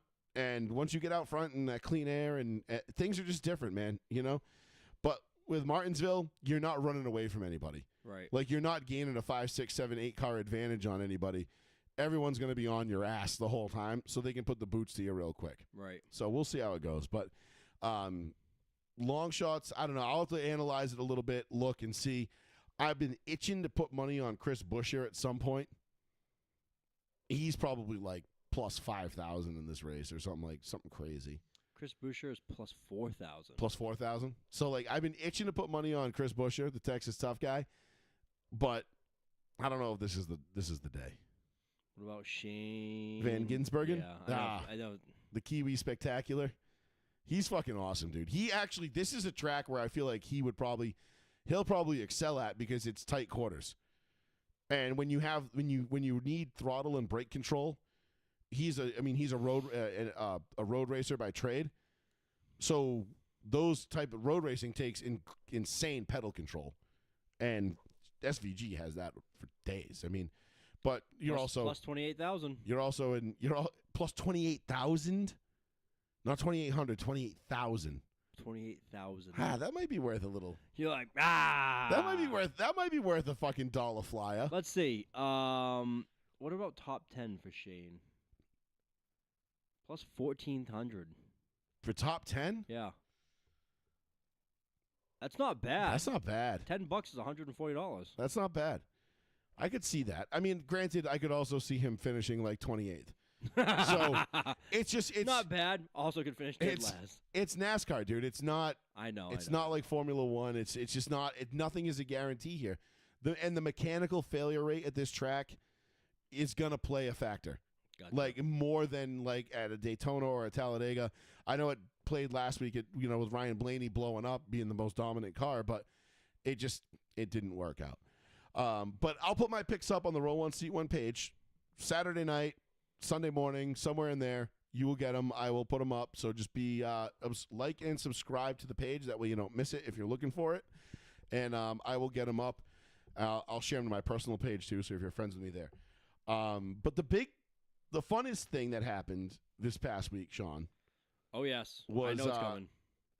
In the NHRA. So Sean got his first taste of what happens when a funny car, a nitro funny car. Mm-hmm. Has a catastrophic failure. And we'll show you said catastrophic failure here so you can see what Sean saw for the first time this weekend. The Napa helmet cam looking off into the vanishing point of the distance here at Firebird and Ron Capps. This is definitely not going to get taken down. Alexander's going to give a run for, a huge explosion for Capps. The body destroyed and Capps slams into the wall across the drag strip. My goodness. One of the most violent explosions we have seen in some time. This is the second in 2 years for Capps, who had that huge explosion in Seattle last year. You can see him bringing himself out of the roll cage. A tremendous impact as Capps is going to take a moment to gather himself here. And take a moment, he did. So we'll start with there that way we don't get it flagged. So, I don't want to leave. It's going too long. First thing, the guy was like, wow, an explosion. And he takes him in the wall. Actually, it's the second explosion in as many years. And I'm just like, there doesn't seem to be much panic if the guy just like fucking exploded on the track. So for those that have never watched drag racing or don't know anything about Top Fuel dragsters or Nitro Funny Cars, whatever, they're basically the same style of motors, just different type of cars. Basically, what you have is a 10,000 horsepower car. That is a 10,000 horsepower motor that is powering nothing but a roll cage and a fiberglass body down a quarter-mile track, 1,000-foot track now, at speeds close to or exceeding 300 miles an hour. That's why they have parachutes, and that's why they do all these things. So what had happened in this case is what you call hydraulicking. Now, for those of us that have been around drag racing for a long time, we've seen this since, especially like the late 80s, early 90s. This seemed to happen all the time. It doesn't happen as much anymore. But basically, the layman's way of describing hydraulicking is when the fuel injector is pumping so much fuel into the cylinder, and the cylinder, the car, when you let off the brake, let off the gas to to keep the tires from spinning, or in this case, a valve broke and just kept pouring fuel into the cylinder when it wasn't needed, and you get too much fuel in the cylinder, and the piston can't compress it. And when the piston can't compress it, it stops because you have something that can't be compressed trying to be compressed, and then you have all these other moving parts within the motor, and when one of those parts stops at 8, 9, 10,000 RPMs at that level of power, boom. And you will see, like, if you actually see I don't know if you watched the follow-up video I told you to watch. Yeah.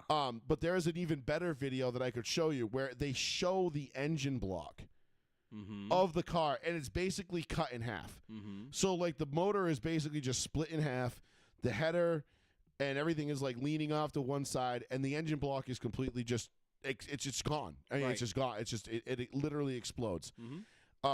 In this case, that's what happened. A valve broke. It kept dumping fuel into the cylinder, too much cylinder. And if you actually watch the video really closely, you can see a puff of white smoke. The Napa helmet cam looking off into the vanishing point of the distance here at Firebird and Ron Caps. Yeah, you'll see it coming up. I know exactly what you're talking about. I've seen it every time. Alexander's going to give a run for, a huge explosion for Caps. The body destroyed and Caps slams into the wall across the drag strip. My goodness. One of the most violent explosions we have seen in some time. This is the second in 2 years for Caps, who had that huge explosion. You can see the white smoke, which is it's not it's people like, it's white smoke. It's actually it's the majority of it's unburnt fuel. I would have handled this. I know you've heard my rant. I would have handled this so poorly. I would have gone back like you'd see in movies. Like, I'd run back to my pit crew, threaten to kill every single person there for trying to kill me on the track. I would probably try to knock someone out. I wish we had the secret because I'd like to. I wish we could push it up, so that we could see. The Napa helmet cam looking off into the vanishing point of the distance here at Firebird and Ron Caps.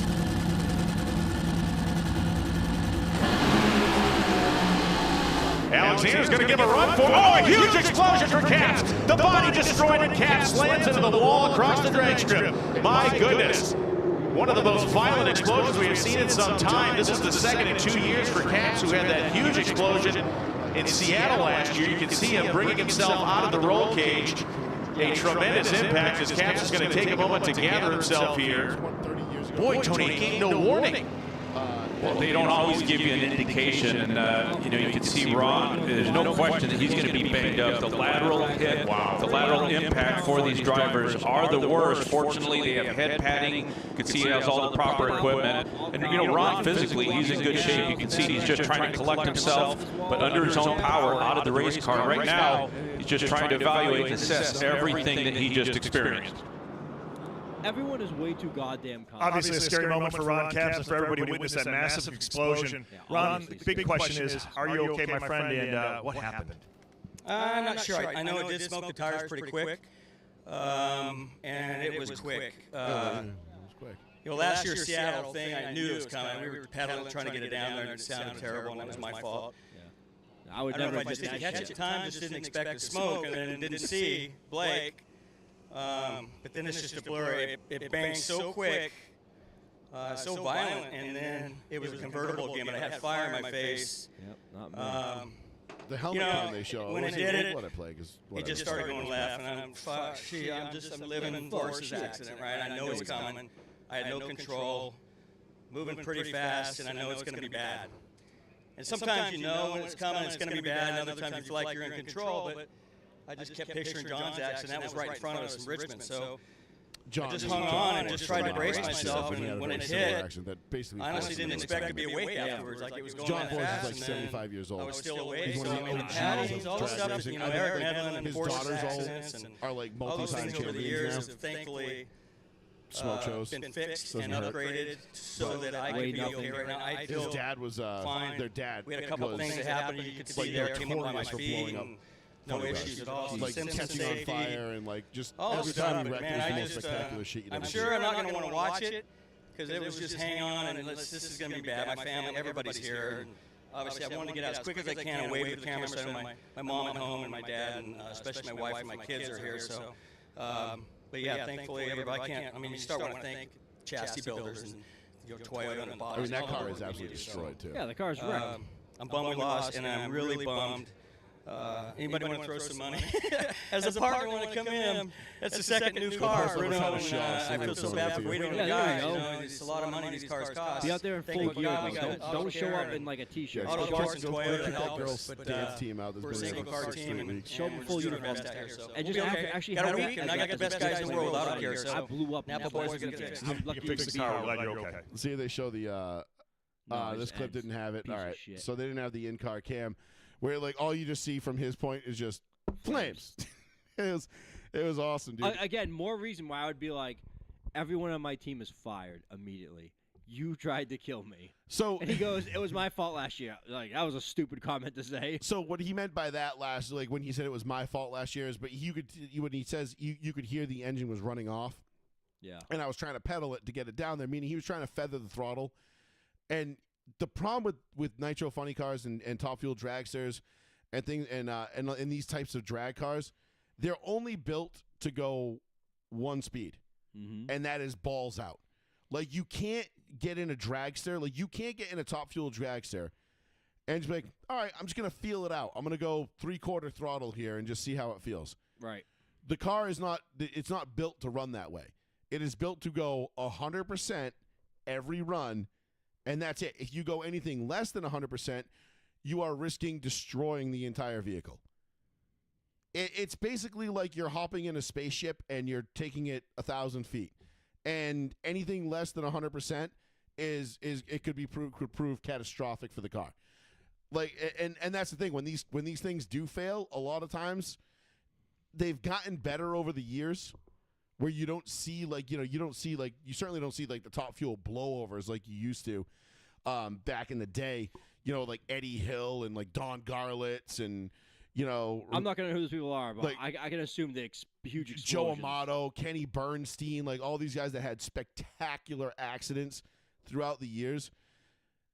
You're not seeing those as much because safety has come so far and the cars have progressed so much to the point where it's like, okay, they're not completely gone, but they're much less frequent than they used to be. Right. Like, there was a period in like the 80s and 90s, like late 80s, early 90s, from like 89 to like 92, where it was like every week you were just seeing a top fuel drag, so like the front wing would break loose, and instead of providing downforce to the front tires, it would break loose and invert, and next thing you know, the front of the car was going whoop, and at 300 miles an hour, it's gone. Shit is fucking crazy.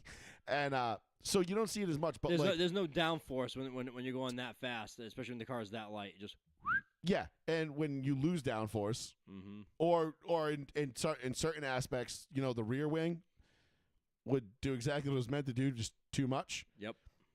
Oops. And it lifts the front wheels up, and once the front wheels come up, and that wing that's supposed to be angled down is now flat and now producing lift. It's like that lawnmower that just flies in the air. They just have there is no need to be upset. Like, I forgot what that was we from. are the triumvirate. I don't know why there was a flying lawnmower. I don't either, but it was one of the funniest fucking gifts ever. But anyway, that was fucking rad as fuck. I'm glad you get to see that because that happens all the time. Like that's so much like to me it's just it reminds you of just the raw power that these cars produce. I was very aware of it before I even stepped anywhere near the track. Like I would have to even be everyone's gonna be like, you know how much power is in this car, right? I'm like, listen, I knew how much power was 40 miles down the road. I knew how much power was in that car, okay? I didn't need to actually come here and see it. And then you show me this video, does no favors. Like I'm not doing this. But it was wild, dude. NHRA, the drag racing scene is still super fucking cool. I wish there was more money in it because I think it'd be way more fun, but it is what it is. But yeah, that was rad. I'll send you a link to a video later where you can watch. I think it's like the third one in where that's where they give you the video I showed you of the car hydraulicking. The one on YouTube? The one I showed you from the 90s. Yep. I'll give you that one where like it's called And They Walked Away. This was in They Walked Away 2. And Steve Evans, Diamond P Sports. This is like it's a crash compilation. All it is just 90 minutes of some of the coolest fucking motorsports wrecks you'll ever see, no matter what it was. Drag racing, sprint cars, NASCAR, IndyCar, Formula One. Like it just covers everything. Motocross. Like actually, that was more like towards like And They Walked Away 3. And They Walked Away 2 was mostly drag racing. Mm-hmm. And it was, dude, it's fucking wild. Like how fucking awesome it was. Like, but you get a sense in that video. They'll give you they'll show you the motor and how destroyed and completely destroyed it is. I mean, it's unusable. Like there's nothing left to salvage from it after something like that. That's why the guy was like, hey, you can throw us some money. It'd be great. Yeah, or an angel investor. Because that was probably like $100,000 run right there. No lie. He's like, fuck. And sometimes too, like when you say it's my fault, like if you feel the rear tires starting to spin, the car's breaking traction, and you're trying to get them to hook back up, so you lift off the throttle a little bit, that can throw the timing of the motor off just ever so slightly. And again, and you pop a blower, you blow a cylinder, like not always that catastrophic. Yeah. But you blow your motor. I'd be devastated. It's a fucking crazy sport, dude. It's a lot of fun. But we'll leave it there. We'll be back next week, Tuesday night. I'm sure we'll have more free agency and draft talk to get into. Maybe the draft is officially when? What's the date of the draft? 16th? A month from Thursday. From this coming Thursday? 24th, I believe. Oh, it's the 4th week of April. Yeah. Holy shit! I thought it was like the 3rd week of April, not the 4th. It is. April 24th. Thursday. I'm not April getting 24th. any younger. This shit's getting out of control. I mean, I think you just need to stop being a little bitch, and we just got to do a show, bro. You know, people want it. Can I fucking do it from home so I can fucking not be? Actually, if you want to zoom in, we could do that. I'll probably zoom in. We could do a Zoom. Not for 4 hours until midnight. No, just the first round. That's 5 hours. Yeah, all right. This is the first round, bro. Come on, dude. Sack up, bro. No, you'll be fucking. Trust me. 3 hours. This is what I pay you for. Last year I did it by myself for 3 hours, and it was only till pick 14, and I was like, this is crazy. I know. Well, they're only 10-minute picks. You could only. It was still 3 hours. No, because the first 5 or 6 picks is 15 minutes, and then once you get to picks, they're all 8, 10 now, aren't they? No, they stretch out those first fucking 6 or 7 because they want to get everybody up there and get their photos taken. Yeah. And the guys rub their nipples like it's the dude from the fucking Water Boys. Like, yeah, go, you got Karis McKinley up there with a full 6-foot portrait of his grandma screaming at the camera. This is what I do it for. When Marvin Harrison Jr. wore that thing of his dad, making him believe like Marvin Harrison was dead. Yeah, I was like, he's alive. He's in the crowd. He's got like a Joe Boo-esque statue like on his neck. Dude, I am fucking. Yeah, I can do that. I can zoom in because I want to do something, but I'll probably get home right as like the first pick starts. Depending on what we'll they do. Something. We'll do something zoomy wise, whatever. We'll do something. Okay, I can do that. I'll see if I get the night off. But I was like, if I have to come all the way over here and I'm leaving at midnight, I'm gonna be dead, and I don't want to be in a suit. I'm watching the draft. I was like, Patriots better not fuck this up. And like we draft M'Baku, and I'm like, get the fuck out of here. Sean's like, oh, and the Patriots have traded their pick. Oh, they're not even drafted in the first round. Sean's like, God fucking damn it. See, that's a good thing about being a Broncos fan with Sean Payton. I don't have to worry about him trading back. Sean Payton's never traded back in the first round, only up. Yeah, no. So let's see. We'll see how Belichickian Vrabel is. Well, yeah. we will see. But anyway, we'll be back next Tuesday night right here on Row 1C1, Joey Fats Radio, on the one, the only, the New Bedford Guy. Thank you all for joining us. Again, be sure to give us a like and a subscribe on the Row 1C1 page. Check out our sponsor, Village Sweet Shop. You can check out their Facebook page as well. And we appreciate y'all. We'll be back next Tuesday. It's been fun. Peace out. Peace out.